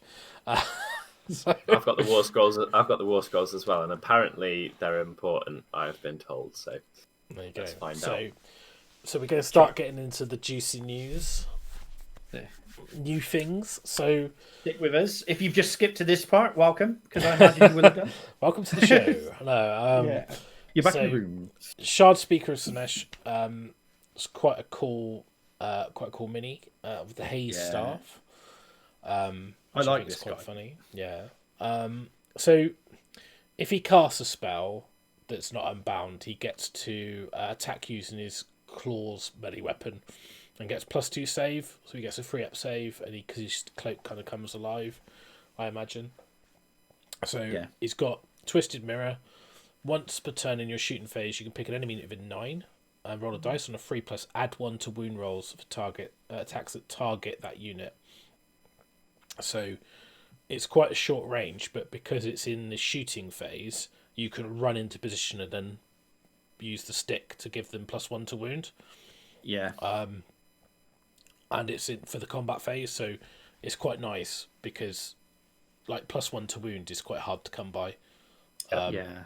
So it's going most stuff wounds on a 3 or a 4, go into a 2 or a 3 is a big difference. So I quite like him for that. And then he's a wizard. He's really cool. And the spell is on a 6, pick an enemy unit within 12, subtract 1 from wound rolls for attacks made by that unit. So that's great. It's like if you Going back to our Fiend Star going back to the combination. fiends, so -2 to hit, -2 to wound, and they can get +1 to wound. So we're gonna Fiend Star. Fiend Star. It's gonna be a thing. There is going to be a list craft at the end of this because we went away and did it. We've been a little bit. We've been affectionately known as the blue-black knobhead deck of AOS. The Tom Maudsley list. The knobhead list. You've summoned it, don't. Let's take his permission away. So he tried to summon himself earlier because he knew that we were talking about him. I can't believe Les caved off now and mentioned him. He's like the worst genie ever. It's like the Rumpelstiltskin of AOS. So, he just smells of garlic bread and filth. I don't. He'd get on well with Glutty then, wouldn't he? So, mate, I feel like I want to get on well with Glutty. Like, I do. Pretty much going every single Chaos Army I play. Yeah, he's so good. The model's like ridiculous as well. Like I know we're talking about the competitive aspect of it, but like not only is his rules like amazing, but like the model's amazing. I took myself out of doing Slaanesh, so I'm talking myself back in. This is why I hate doing shows. That's what we're here for, isn't it? Oh, yeah. Damn your eyes. It's only. I've not even seen what these look like because I haven't had time, so I'm going to go and. Oh, he's cool. Was that a live? Was that a live nerdgasm? Did we just get nerdgasm? Oh, he's sick. Yeah, he's amazing. I'm not sure if I want to paint it, but my god, that is. You're looking at Glutty Boy. Yeah. Have you seen this little gimp helper? The little, he's got like little chaos dwarfy type thing, or is it a Yes. halfling? So cool. The gimpling, we'll call it. That's sick. That's sick. I really like that. I think that's ridiculous and appropriate. It's cool, isn't it? Driver shit grey with purple bits on it, Russ. Yeah. Too soon? No, it's only been like 5 years. It's fine. Just keep rolling it. It's fine. God, the individual components. I'd buy that if I wasn't using him in an army, just so I could take those guys and use them as champions and stuff. It's a very cool, like, I imagine you'd need to sub-assemble it, and it'll probably take you. Like, I can remember watching the Catacross heavy metal team discussion on Twitch, and it took like the guy that painted Catacross. It took him like I think it was 2 months or something to paint him. I just dry brush it grey, mate. It's fine. I literally did do that.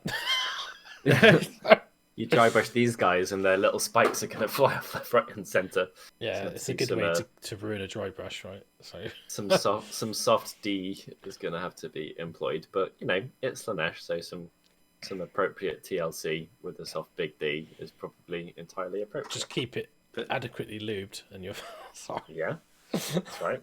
Damping pads are important. So yeah, need to keep it moist. For those listening and not watching the show, I'm rolling my eyes. I'm also joking for people who don't understand sense of humour. I think this guy might be the grandma that the Medusae stole them beads from, though. The models are extravagant, is probably the word I would use. Opulent beyond words. They fit their intellectual property. Speaking of opulence, it's probably a good idea to talk about bliss barbs. Oh, I love the shooters so much. Is it the shooters first, or are we doing the stabbies? The shooters first. Shooters. Cool. Because the other one's called something else. Cool. Bliss barb seekers. So these guys are the guys on steeds, or gals on steeds as well. So movement 14. We've got 4 wounds each, 5 up save. You get 5 in a unit, so it's 20 wounds in a unit. Yeah. So it's not bad. They've got a free shot 18-inch bow, 4s and 4s, 1 rend, 1 damage. But what's good about this is you can run and shoot, and if you roll a wound roll of a 6, it does a mortal wound instead of, so it just does a mortal wound. So it's okay. I mean, they don't get exploding shots because that's only melee weapons that you get the Slaanesh ability on. But they do feed your summoning pool, yes, don't they do. Pretty beautifully. A couple of units of these, you can go with 1, split it across 5 units, and then the units you didn't wound, if you're trying to fuel your summoning rather than kill your opponent, and you've got the option. They are 180 points, but yeah, I mean, I think you get a lot of wounds, which is Yeah. and they are that's fast. well, So point per wound, that's fine. You know. You know, because they're what, 4 wounds apiece. Fiends are 4 wounds apiece. Yeah. Same points. you're getting 2 bit extra faster. basically. Yeah. 2 extra Yes. ones. That's a good bargain there for wounds. You know, with that move value and that 5+, that's just fine even before you look at any of their other stats as far as resilient goes. And run and shoot right, because it's just like the Yeah. range of them is going to be like crazy. So Yeah, I mean, they're already over 30 inches. It's move and 32 shoot plus before they run. D6. Yeah. They're There cool. you go. That's it. That's kind of that, isn't it? They're a fairly Yeah. vanilla profile. It's quite unique, but it's very simple. Speaking of which, we've then got the Slick Blade Seekers. So they're the melee variant.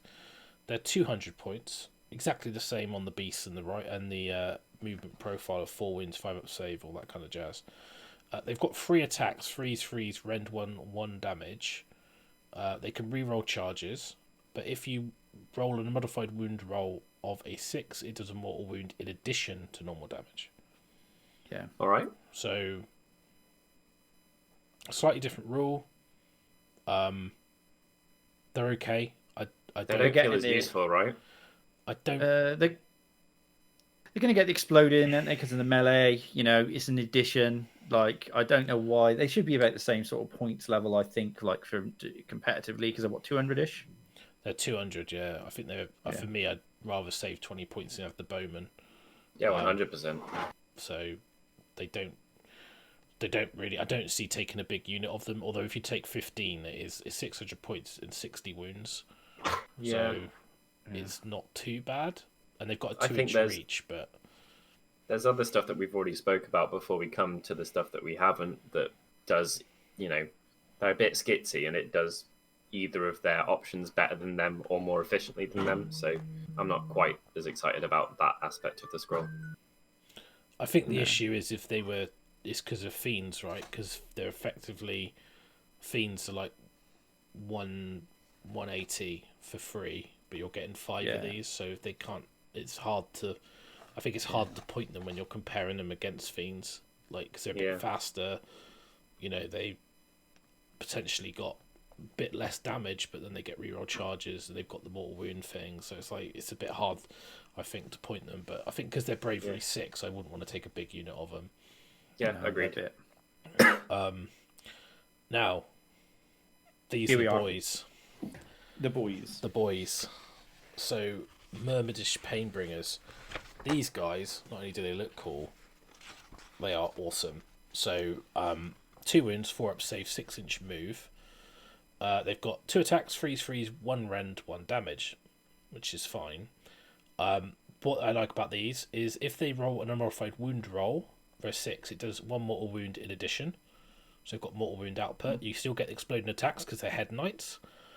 But they get to re-roll armor saves against melee weapons.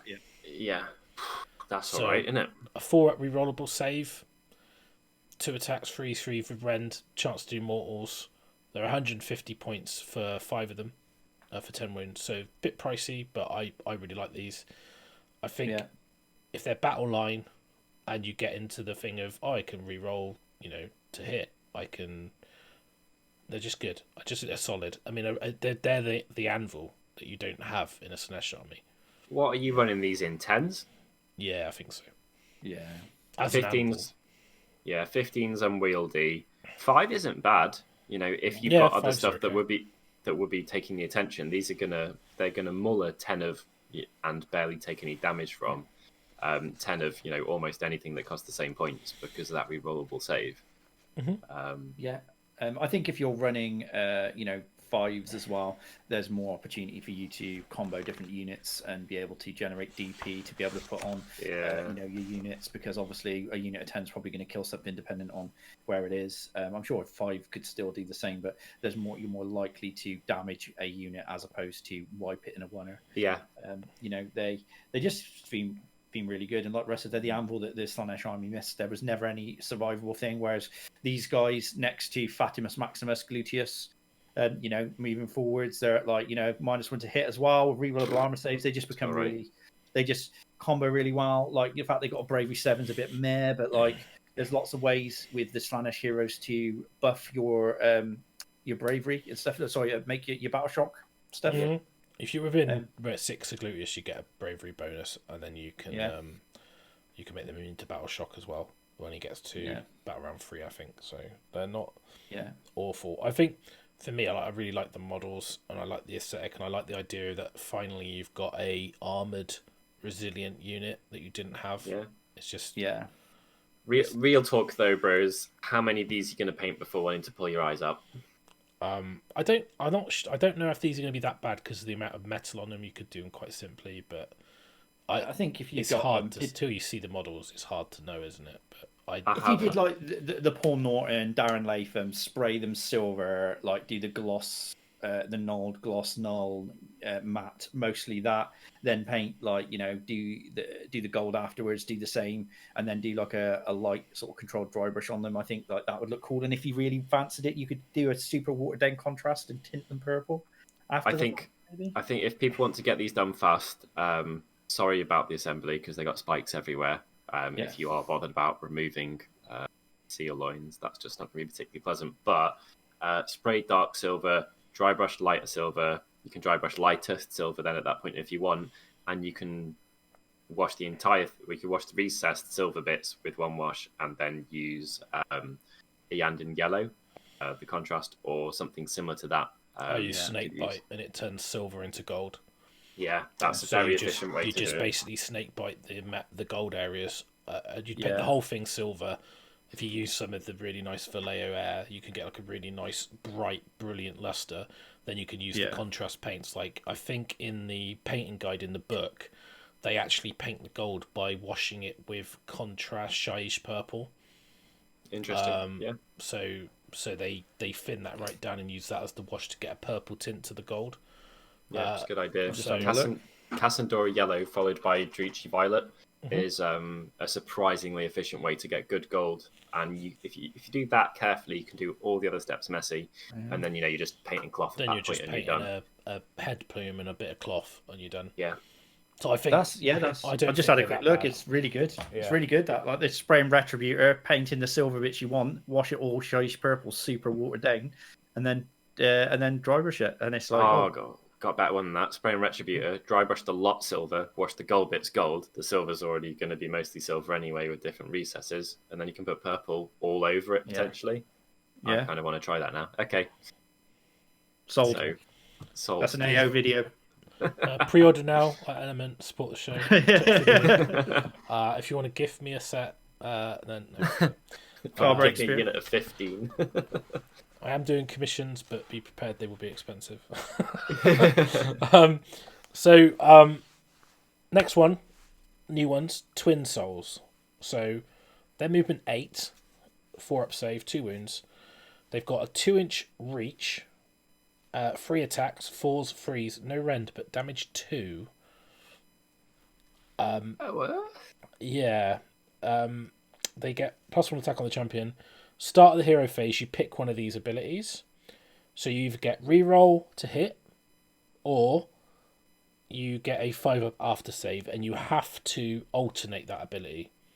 So for the first turn you've got the after save, second turn you'll have the hits, next turn you'll have the after save. You can't use the same one twice in a row. That's cool. I think that's awesome. That's a really different and simple way of making you manage your resources. And that's to lean into that twin soul element. They've got the 2 aspects. Yeah. Now, for me, 3 attacks a model where they get exploding, the damage 2. Their hit roll's not particularly brilliant, but you can buff that with rerolls. The wound rolls are 3. You can make that a 2 with the other guy, and it's damage 2. Yeah, you got no rend, but damage 2. Just. Yeah. Oh, these are chaff slaughterers, aren't they? Yeah, anything without much of a save is just gonna get rinsed.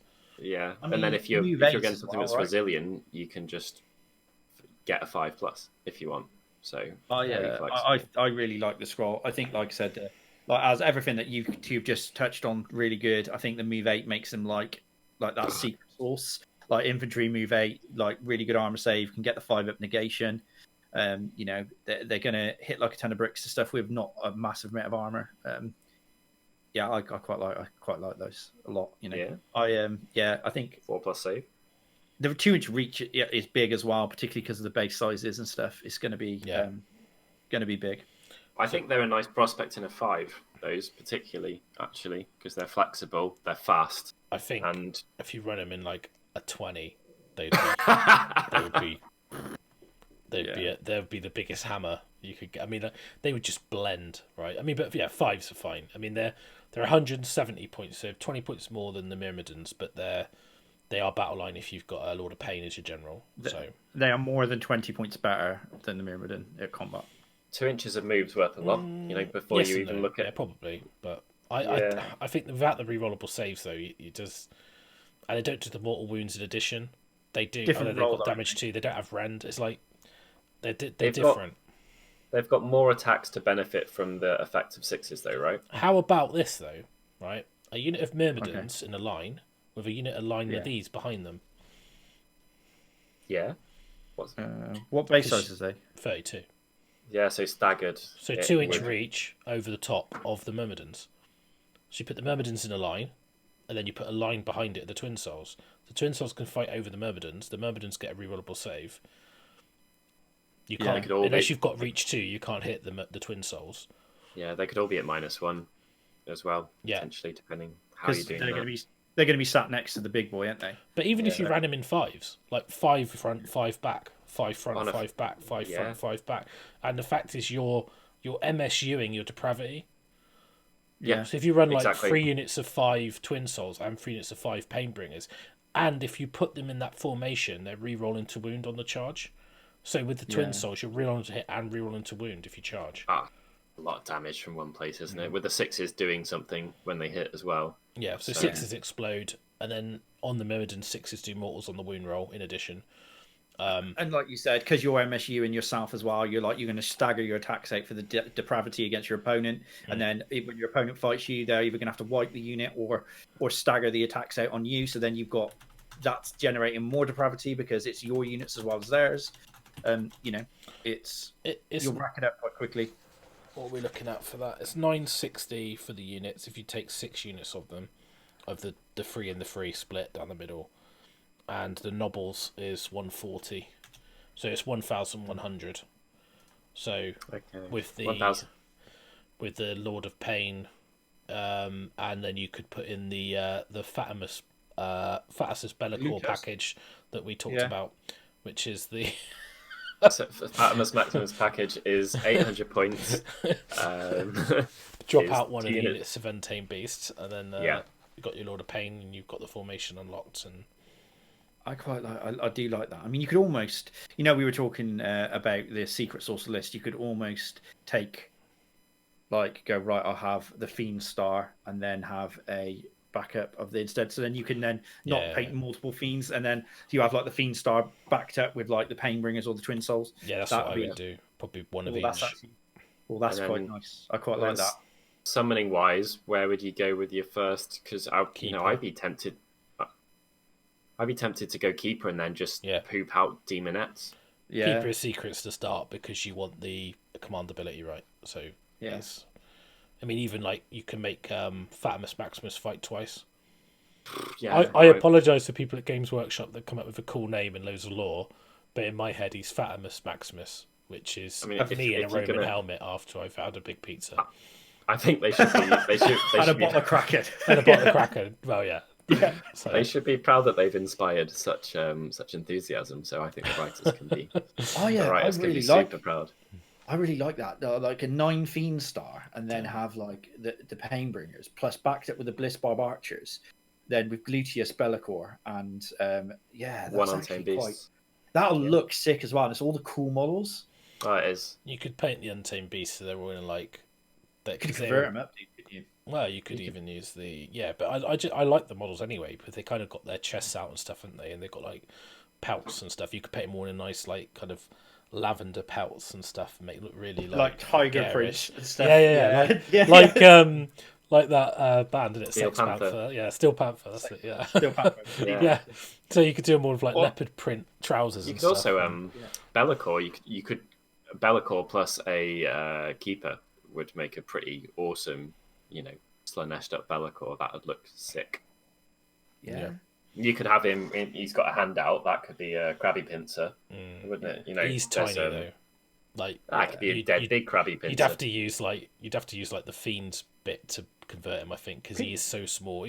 Honestly, he's so much smaller than you remember. Could you not Just convert him convert out one of now. the Celeste? Great, you know, like the Ventral Allegiance.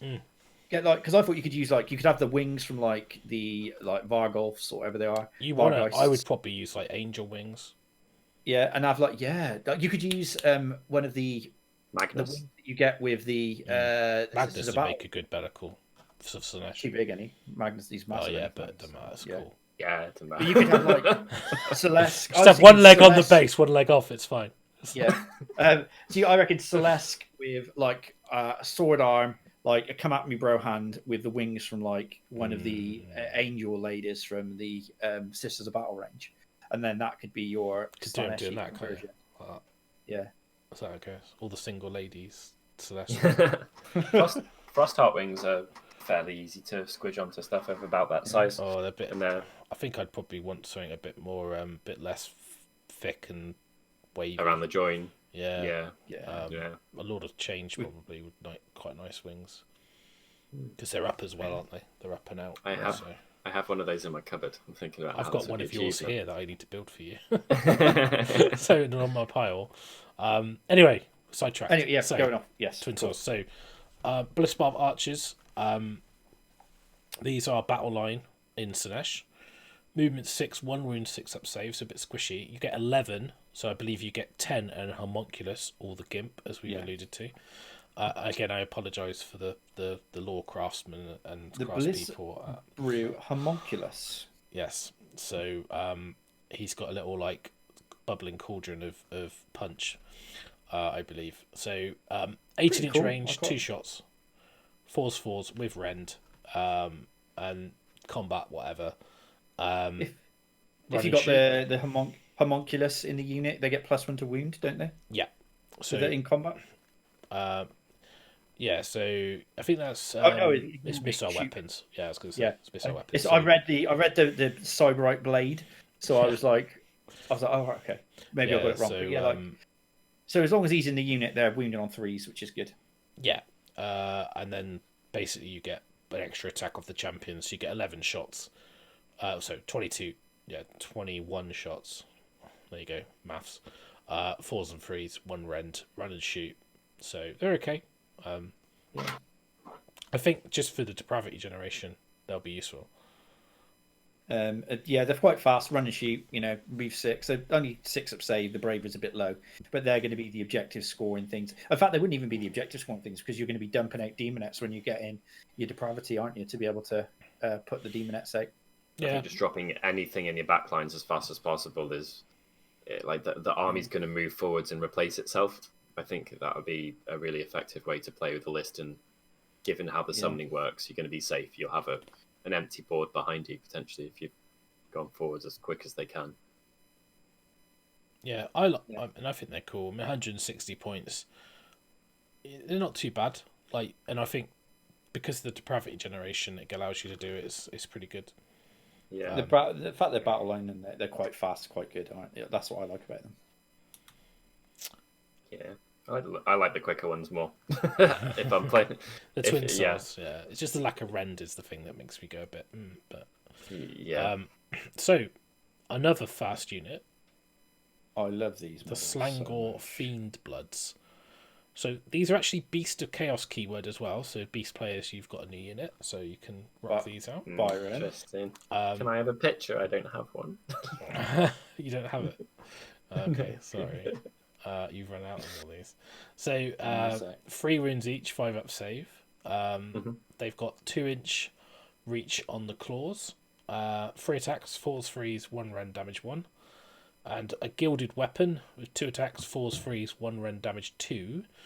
They get +1 attack if they charge. So that does make quite a big difference. They get to 7 attacks per model because you get 3 in a unit.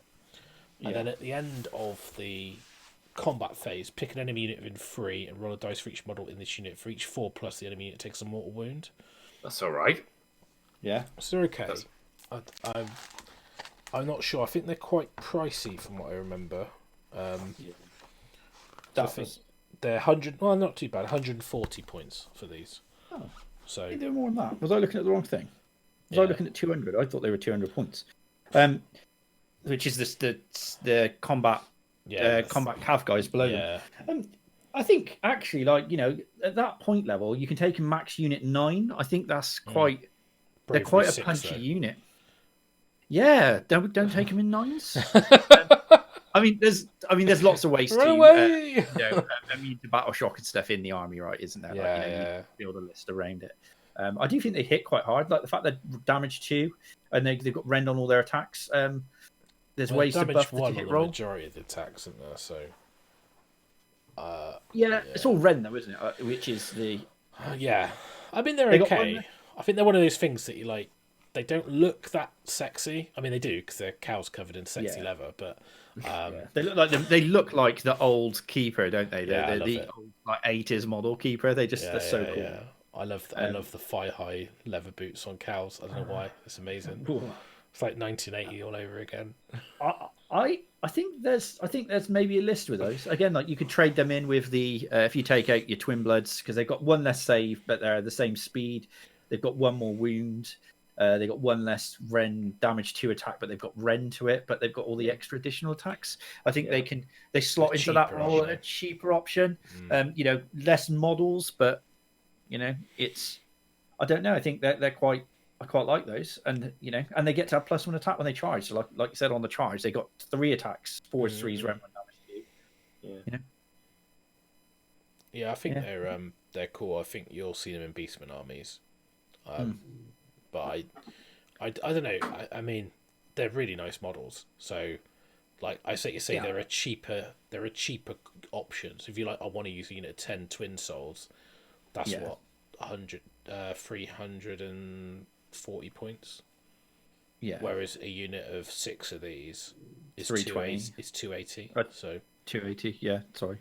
So you're saving, you know, a good kind of like 60 odd points. So it's kind of. A lot of opportunities for rolling those 6s on the hit rolls as well. Yeah. Like 420 for 9, isn't it? Ish. Something like that. There's quite a lot of, you know, they've got some mortal wounds after they've attacked, as long as they haven't died, which they they shouldn't, given the amount of wounds, and they've not got an awful save and stuff like that. So on their hit rolls, they're going to be getting some 6s due to the massive just proportion of attacks, and then they will be doing some more mortals afterwards. That's high quality there. Whereas the rest of, quite a lot of what we've seen doesn't involve, you know, many mortal wounds or much rend. So they're a solid mid-attacker unit, which is really quick.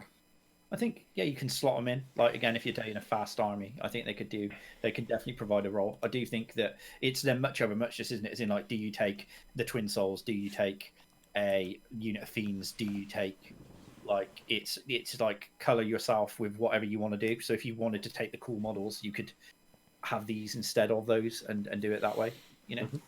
Yeah, I think it's whether you need to squeeze that extra 20 or 30 points out to get a different hero or something like that. It could be a way to get that. I think you might just run them in threes. I mean, you could run a 6 because you're unlikely to run away, but I think in a 3 it's like they're fine. Like they're quite an impactful fast unit that can go in and go, oh, that's actually quite a lot of damage. Yeah. And in 6s, you're going to pop those 4+ for the mortal wounds afterwards, right? I think that's the thing, is like if you're doubling down on the units, I know you wouldn't want to take 9s because of you lose a couple of them and they're not very good at armor saves. You're going to be in trouble, particularly. I just read it. You're only going to take them in 3s because you only get the gilded weapon on the champion. So the other guys don't have it. Okay, these it is then. So, they've got razor sharp claws, and then one model is a slate corn who gets a gilded weapon. So only one of them's got the double profile. So I'll just take 3. Yeah. So in 3s then. Ignore everything that we've just said. So 140 points for 3 of them. I think they're quite a nice impact shock unit. So I mean, when you look at like what you got that price point in the book, there isn't really much. I mean, like Hellstriders are 150. It's like they're probably better than taking them. Yeah, they're okay. And then you've got the Dread Pageant, which I don't believe has got any funky like hack of why you would take them over anything else. They just got 6s inflict mortal wounds in addition to any damage. The beast in his unit is essentially got 4 attacks with the gilded weapon, but at Ren 2 damage 2. They're kind of okay. They do like a little bit of everything. What's their points looking like? I was just trying to look for that, but I wasn't sure what they were. The Dread Pageant, isn't it? Dread Pageant, yeah. 120. So 120, they're not bad really when you think about it, because you've got like a shooting attack, which is two attacks, 4s, Ren 1 damage 1. You got 4 attacks with the Beastmen, which are 4s, 3s, Ren 2 damage 2. Then you've got 3 attacks at 3s, 3s, Ren 1 damage 1, and then 4 attacks, 2s, 3s, Ren 1 damage D3. And then modified hit roll for an attack made with this unit is a 6. The attack inflicts 1 mortal wound on the target in addition to any normal damage. So that doesn't specify this a melee attack. So that means the shooter's going to be doing it as well. Actually, so for 120, decent. Yeah. I mean, just the damage output on its own is good, isn't it? I mean, you've got 4 attacks at 4s, 3s, Ren 2 damage 2. Yeah. Mortal wounds on 6s explode into additional hits. Yeah, you probably will take them, actually. They're probably so, like, Vasilic is armed with the Dread Harpoon and Pranebringer Shield, so he's got +2 to his wound characteristic. So they're only so he's got like 2 wounds on the hero, 2 wounds on the Beastmen. So that's like what 4 wounds. Well, they've got 3 wounds each, haven't they? Because this is add 2. Yeah. So they've got 1 already. 2, yeah. So and 6, then 7, 8 wounds in the unit. And each time you allocate a wound or mortal wound to Vasilic on a 4, the wound is negated. So he's got a 4 mortal wound save as well. Yeah. So for 120, that's actually. All right. And he's probably the one you allocate to first. Yeah. Because he's the one with the glaive, isn't he? Yeah. So I thought he had the harpoon. I'm not sure who's got the harpoon. No, I think the harpoon's the lady who's got it across her back shoulder. Vasilic the Gifted is armed with a dread harpoon and shield. That's okay. So he's got the harpoon. But yeah, you're still gonna give the 4 up after save on them, right? Mm-hmm. I think, and keep. But yeah, I think that's actually not a bad little unit for like 120. Yeah, it's all right. Yeah, not too shabby. Two books where the Underworld's warbands are really good. There you go. So we've got the endless spells. I don't think they've changed. I think they're pretty much the same. And then obviously got the points that we've kind of done as we've gone through. So I think there's some good stuff in there. I think like for me, like the most exciting thing in there is probably Glutus or Cillian, the Lord of Gluttony. I think he's so good. It's him plus whatever flavour you want to go with, which could be like there's 3 different armies that I've thought of already that would go fairly well with him. Yeah. And it's all of the. I think the thing is that like we've come into it and we've looked at all this stuff, and we're all excited about. Maybe it's because it's the new stuff. We're really excited about adding the new stuff. And I know Fiends were always the War Scroll hasn't changed, but we're all like a bit pumped about the whole Fiend Star thing. I think that if you're getting into the Slaanesh now, and you've already got like you're in a really good spot because you can pick and choose the cool stuff that you want to use. I think if you've got the old Slaanesh stuff, like maybe you're going to use that and try and make that work. I think like you've got a summoning pool sorted at least. Yeah. Whichever bits you're not using, they may well find their way onto your off-table army, which you bring on according to whatever you're playing against.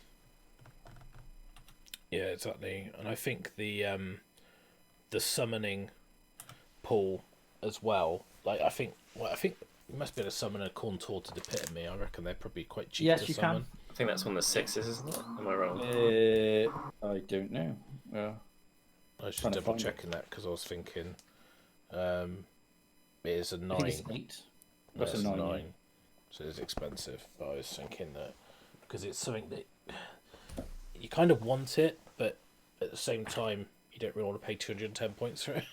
So, you're like, how can I get it without paying for it? Isn't that's the standard though, isn't it, with the when you've got with most of the summoning stuff, right? Is that you'd always be like, I kind of want that, but I don't really want to pay the points for it. No. I'm just trying to find the DP bit now, just to go through it all again, just to see what's there. But I do in the Allegiance abilities. Yeah, they are. So like Exalted Chariot at 7, Hellflayer at 7, 10 Demonettes is 6, 20 Demonettes is 10, 30 Demonettes is 12, which is obviously an absolute bargain proportionally. If you did want to dump them down, 3 Seeker Chariots is 10, which I think is interesting. If you could bring yourself to build them, that's quite a hefty hitting unit, really is. It's interesting that 20 Demonettes and 30 Demonettes is only like a 2-point swing. Yeah. So I guess this will have been tested. That's going to be the point at which, getting up to that, you've waited long enough that you haven't affected the board. You're going to end up with the weird point where you're like, oh, do I wait another turn to go to the next level, or do I just summon stuff now because I've got it now? And it's only one, right? So you only get to put one unit down. So it's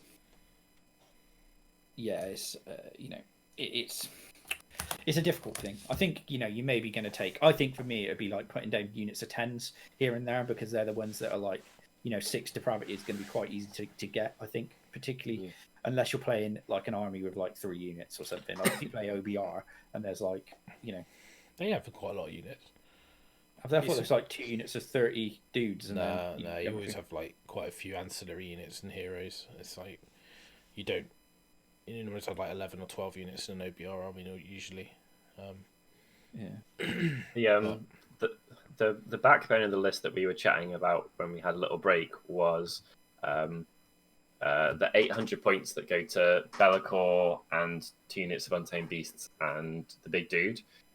Then 2 units of 6 Fiends at 360 each, and then 3 units of the Speedy Archers at 160, and that comes to 2,000 points on the button. The first thing we wondered about is if you dropped 1 unit of Untamed Beast, which is probably going to be the first thing to go from that, and downgraded one of your 160 Speedy Archers to Demonettes, that gets you a little bit more wiggle room, which you could, swap out for whatever you like, to pop a spell in there or something like that. That's a cool army, though. You've got different heights in there.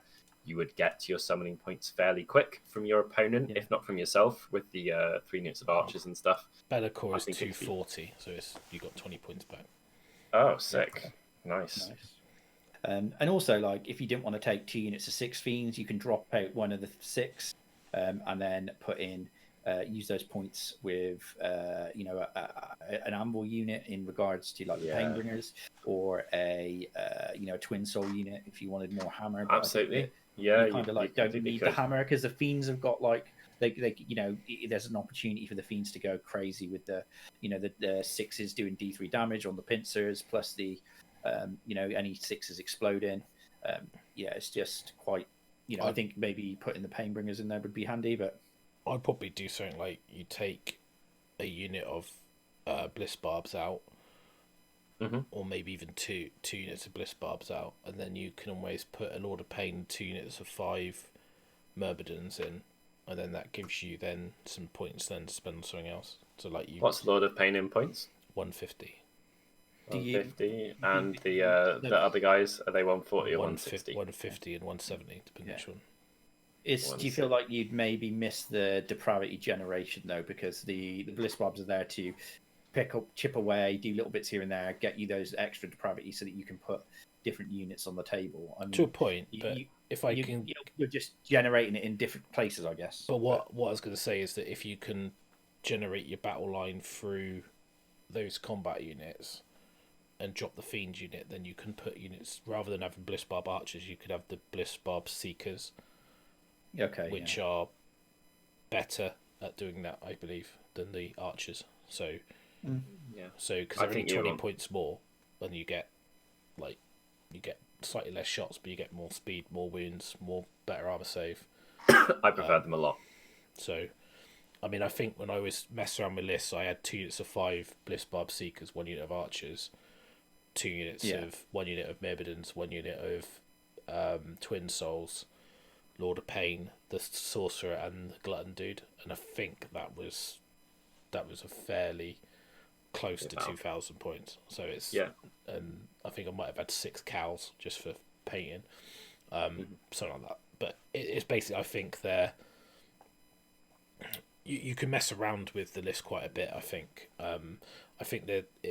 the demons feel a little bit restricted because you don't get many battle line choices. Because you've only really got 2. So you've got the chariot in Godseekers, but you have to play Godseekers, so that's restrictive in itself. And then you've got just Demonettes. If you want to go, you have to take Hellstriders if you want to use those, and then you need a Lord of Pain to get Battleline, Myrmidons, and Twin Souls. So I think that the Lord of Pain does feel like a tax to a point, but at least he's got a good ability. He's good, and those units are good. So it's like, well, I'd rather pay the points on those than pay it on Demonettes. So if you like 300 points for tens of useless things. Yeah, like it's 330 points for 30 Demonettes. I think I'd rather have a Lord of Pain and 5 Twin Souls. Yeah. And it's cheaper by 10 points. So not as good as, probably not as good as 30 Demonettes, but it then allows me to then not have to spend another 220 points on another 2 units of 10 Demonettes. So I can then spend that 220 on another unit of Myrmidons, and then because I'm almost getting my elite units in my battle line. So well, then you've got to look at how that affects your summoning pool. Your game strat at that point might be, I don't need to summon 10 crappy things, 10 crappy things, 10 crappy things, because my 5 not crappy things are still alive and have been smashing it, and therefore here's 2 keepers, or here's a keeper and 6 chariots, or whatever it is. I think it's an army where your pre-battle prep is going to have a huge effect on how your battles go in terms of just what you're planning to do.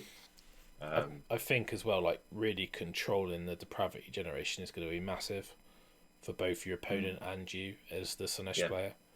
I think the fact that you can adapt your army to the summoning has always been a strong suit of Chaos armies. I think because of the range of stuff you can summon as well, there's quite a variance in terms of what things do. And getting a keeper for free is always good, right? So, it's always tasty. It does make the archers more appealing. I was a bit down on the archers originally, but I think now because of the way that depravity works, early game they're going to be quite key. I think to get a good depravity generation. I think as well, like you might end up people deploying quite far away, so you can't shoot with them. So you might have to be quite aggressive with them to get into range. Yeah. But that's why I quite like the Seekers, because the speed of them, you can't really get out of range of them. Yeah, no. And then when they get hit back, you might also, if they don't get wiped out, you might be generating more anyway. Yeah. Also, like with the depravity, you have to be smart about what you're putting down. Like, if you really feel like you need to ramp up that depravity, when you get to that point, you can just put down like the Heart Lady, can't you, as well? Because she's got 6 shots as well. It's pretty good. You can then is like almost like a force multiplier, right? Dependent on what. Yeah. What your and you put your Ratchus down in the movement phase, so you can then shoot. So. Yeah. I think it's probably the only demon that shoots that you can summon. I think it is, that's meaningful distance wise. I mean, obviously it depends on how many units your opponent's got, because like it's models removed from the unit, right? Or wounded, right? Yeah, just to do a wound to anyone. So one. Yeah, but obviously it's not per unit, so it's basically at the end of the turn, units that are alive that have either lost a model or have a wound allocated. So so you just have to want it like chip away at the heroes, chip away at this, do like a wound. Or put pendulum through yourself. You've always got things like that. Yeah, unfortunately, if you heal, it doesn't count because it's at the end. Yeah, it's in the battle shock phase. So you wouldn't be damaged at that point. Yeah, you might be able to, depending what your healing value is, do 5 wounds and then heal 3 of them, and then you've still So it's an odd one, isn't it, with the pendulum thing? Because I think with the fact that some of the unit choices that you're going to be taking are quite pricey, you're not going to want to like damage them that much. You're going to want to like maybe focus on your opponent. But I think if you take an MSU demon army, doing the pendulum stuff through that, then maybe that's the hidden strength of the demonettes is that they're shit. I think because like you're not going to want to put it through your Bliss Bob Archers at Bravery 6, are you? Because like you kill one of them and you're like, they've all run. It's like... No, I don't think pendulum's a good one to use because I think it's too much damage. I think there are other ones that do like a wound or suffocating Gravetide does D3. It's quite a big base size, but it's also not too expensive points wise. So it's only like 20 points, I think. Yeah, 30 or 40 max. So that's not a bad option. I've used that one before myself. Yeah. I mean, I'm pretty sure the Wheels of Excruciation can hurt you as well. Yeah. Oh, it has no. They changed it. No effect on Slaanesh. So it used to. Yeah. I mean, in the mirror, I mean, like, I always like the mesmerizing mirror. I always thought that was good, a good spell. But I think the Battletome's pretty good. I mean, it is very different. I think long-term Slaanesh players will be like, who've you used to the old Hedonite book will be like, what is this? It's so different. But I don't think, there's just a lot of stuff added, and almost like the Demon Collection becomes your summon and ancillary stuff. But I think there's a list with Celeste and trying to do that duality as well. But the more I think about it, the more I think there's a little bit of secret sauce in there that's just going to take a bit of unlocking. It's not going to be, because like in the old rules, you'd literally just be like, can I paint 2 keepers and a load of House Striders, push it forward, get out my bin bag of demonettes, put them on the table and win the game. I don't think it's going to be like that. I think it's going to be but yeah, bad. I think no, I know, but yes, I think it's going to involve a lot of play. I do think, for me personally, Gluteus is, I don't want to say auto-include, but I think he is the key of a lot of good builds. Right. He's like the Marathi of the Slaanesh book for me. He's like the one-piece puzzle that he fits with his... You solve with your mouth, food. So it's the one-piece puzzle you solve with your mouth. He's the... I think he's just great because you get that survivability in him. You get that -1 hit bubble. You've got a wizard in him that's really good. You've got a good spell that's very disruptive. You've got the combat profile and the rend of the damage. He's almost like a keeper plus. He's not a keeper, but he feels that level. And although he doesn't have the command ability that the keeper has, so the keeper isn't redundant, it's just that he's different, but he's got 18 wounds with a 3-up save and a 5-up after. He's a tank, -1 to hit. It's like, in a Slaanesh army, you just didn't have that. No, you don't at all. And it's a spell law that is short range by definition, and the worry is that if you take those wizards, they're going to be dead because they stood close enough to cast their spell, which they get to do next turn anyway. He just doesn't give a shit, and it's going to be up in people's grill because that's what you can do with him. I personally think the army is designed to be played as a symbiosis between demon and Maw, and not on its own.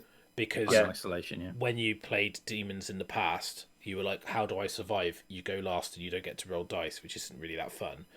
But now it's like, how do I survive? I use my tanky mortal stuff, the saves and my minuses, and my spells to debuff you. More martial, isn't it?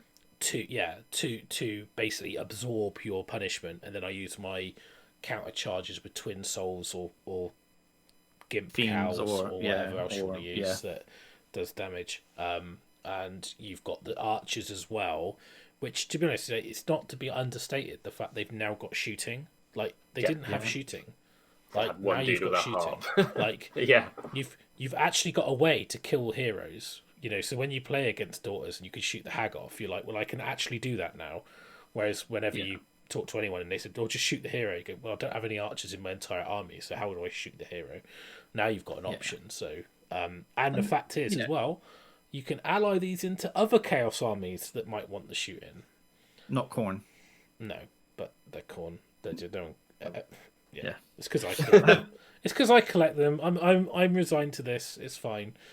Just no, it's a background thing, isn't it? Because of like Slaanesh and Khorne don't get on. So same as Nurgle and Tzeentch and stuff. But I think it's. I think the fact that like all of the Gluteus's abilities are on his scroll as well, and the fact being him at that sweet spot of 400 points, he's going to get allied into stuff But also, just because he's quite 2 units of Blissbarb Seekers into a unit of Slaves to Darkness army. I mean, they're fast.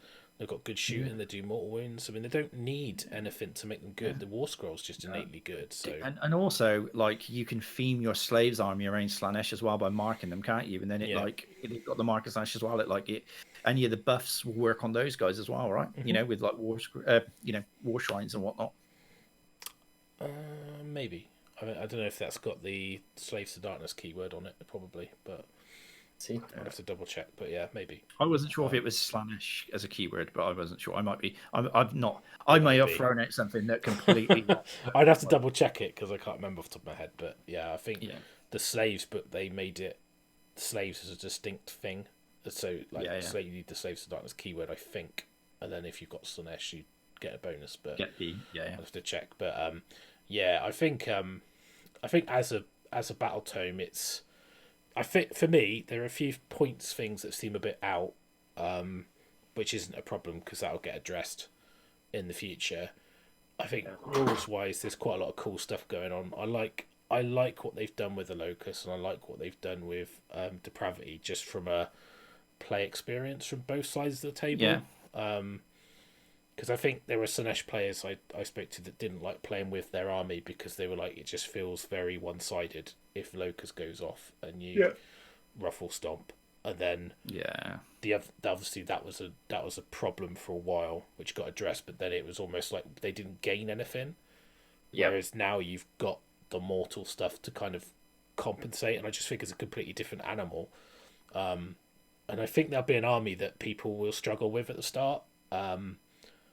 But I think that's a good thing because I think it's going to make you a much better player. I think you have to play really well to win with this. I agree completely. I agree about the heroes as well. Well, you didn't mention the heroes, but I think it's the heroes that the points look a bit overzealous on.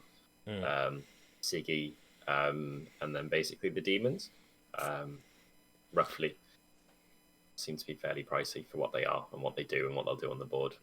Yeah, I think if you compare like for other like faction heroes, they do seem a bit pricey. Even like the Lord of Pain at 150 seems a bit expensive. Yeah, it's 20 or 30 points across the board potentially. And I think it's neither here nor there because that stuff will come out in the wash, right? But I think it's nice that we've been talking about fiends, and we've been talking about allies, and we've been talking about different lists, and it's like, actually, I think there isn't a cookie cutter. This is a thing, and I think not at all. Yeah, the difference with the Daughters book, because it's so well established over years of more match tournament play. For a player to pick up the Daughters, it's very easy to know what the right answer is because it's refined itself. It's been refined to the point where everyone knows what it does. It still does that stuff. It does it slightly better or slightly differently, but it still does it. Whereas like the Slaanesh one is like, this is completely new. Although it's they've had a Battletome before, this is a completely new army. That's just how I view it. It's completely new. I think so. Well, we both came up with the same list from the Daughters, give or take 200 points or whatever. Yeah. And then we've chatted about, like, enthusiastically about 4 different lists with our own individual ideas from this one. So nice, refreshing. I'm just really excited about a Fiend Star. I like the idea. I know, but like the fact that like that backed up with Gluteus and stuff, it just gets the creative use. Just try to talk me into it, don't. You've got the fiends, haven't you? I know, that's the problem. You don't have to build them. You've got half of it. I built them as well. So they're like really nicely built as well. Exactly. I almost eBayed them at the weekend, but I thought, no, I'll keep those because who knows. And then I was like, oh, I've got that credit burning a hole, and I just need to like. I owe a demon army of each type for when the world comes back for AO for show display anyway. So maybe I can tick that and you can borrow it. Yeah. I mean, I think it does. This army, this Hedonite book, does feel like a Byron army to me. I don't know because it's blue, black, knobhead. Yeah. You could paint the models blue and black, and you could be the knobhead, and you could be like. Well, it's like I'm going to replace my mixed order jank with like blue, black, knobhead, Hedonites of Slaanesh. That's fine. I prefer it. He's on board. As long as they're not elves on wolves, I'm happy. It's fine. Oh, mate, I could put anything on the wall if you watch me. You're going to get Thunderwolves and go, they're my Bliss Barb Seekers. These are my... It's like... Oh, don't get me started. I mean, Fenrisian Wolves would be the Bliss Barb Seekers. The Thunderwolves would be the Fiends. You've no idea how many Space Wolves I have in my Age of Sigmar cupboard. I'm so prepped for that. I know, it's so weird. But, yeah, I think we've talked about the book. Obviously, we haven't done army lists, like, properly. The books, we only got for a later date. Week. Yeah, and I'll follow this up with some shows where basically go through some army lists, explain like some ideas and some concepts, and go from there. But hopefully this is giving you an overview of the Battletomes. And it's like Russ said, like there'll be follow-up shows with some lists and stuff. And I hope you appreciate the work that's gone into it, because I'm sure the people watching the video will have watched the sunlight disappear behind me from the window. It's now dark here. I've been recording for sunset in the break between the two shows. Almost 5 hours of recording now of time, really. So over 5 hours actually. Oh god. So hopefully you've enjoyed it. We've put this out on release day. Support us if you like it by liking, subscribing, all that sort of algorithm stuff. Obviously the best way, the link. Well, that's the best way to support us, is doing that, and also picking up some nice templates, because what we'll do as well is that we'll do the one-click bundle of the Fiend Star Gluteus list and get the Fatimus Maximus list, see if we can get it up on Elements so you can click it. Do that. Free the link below to again support the show. So join our Discord and get involved with Realmhammer Paint Battle, and thanks for watching, and we'll catch you all again soon. Cheers guys, bye. Cheers, bye.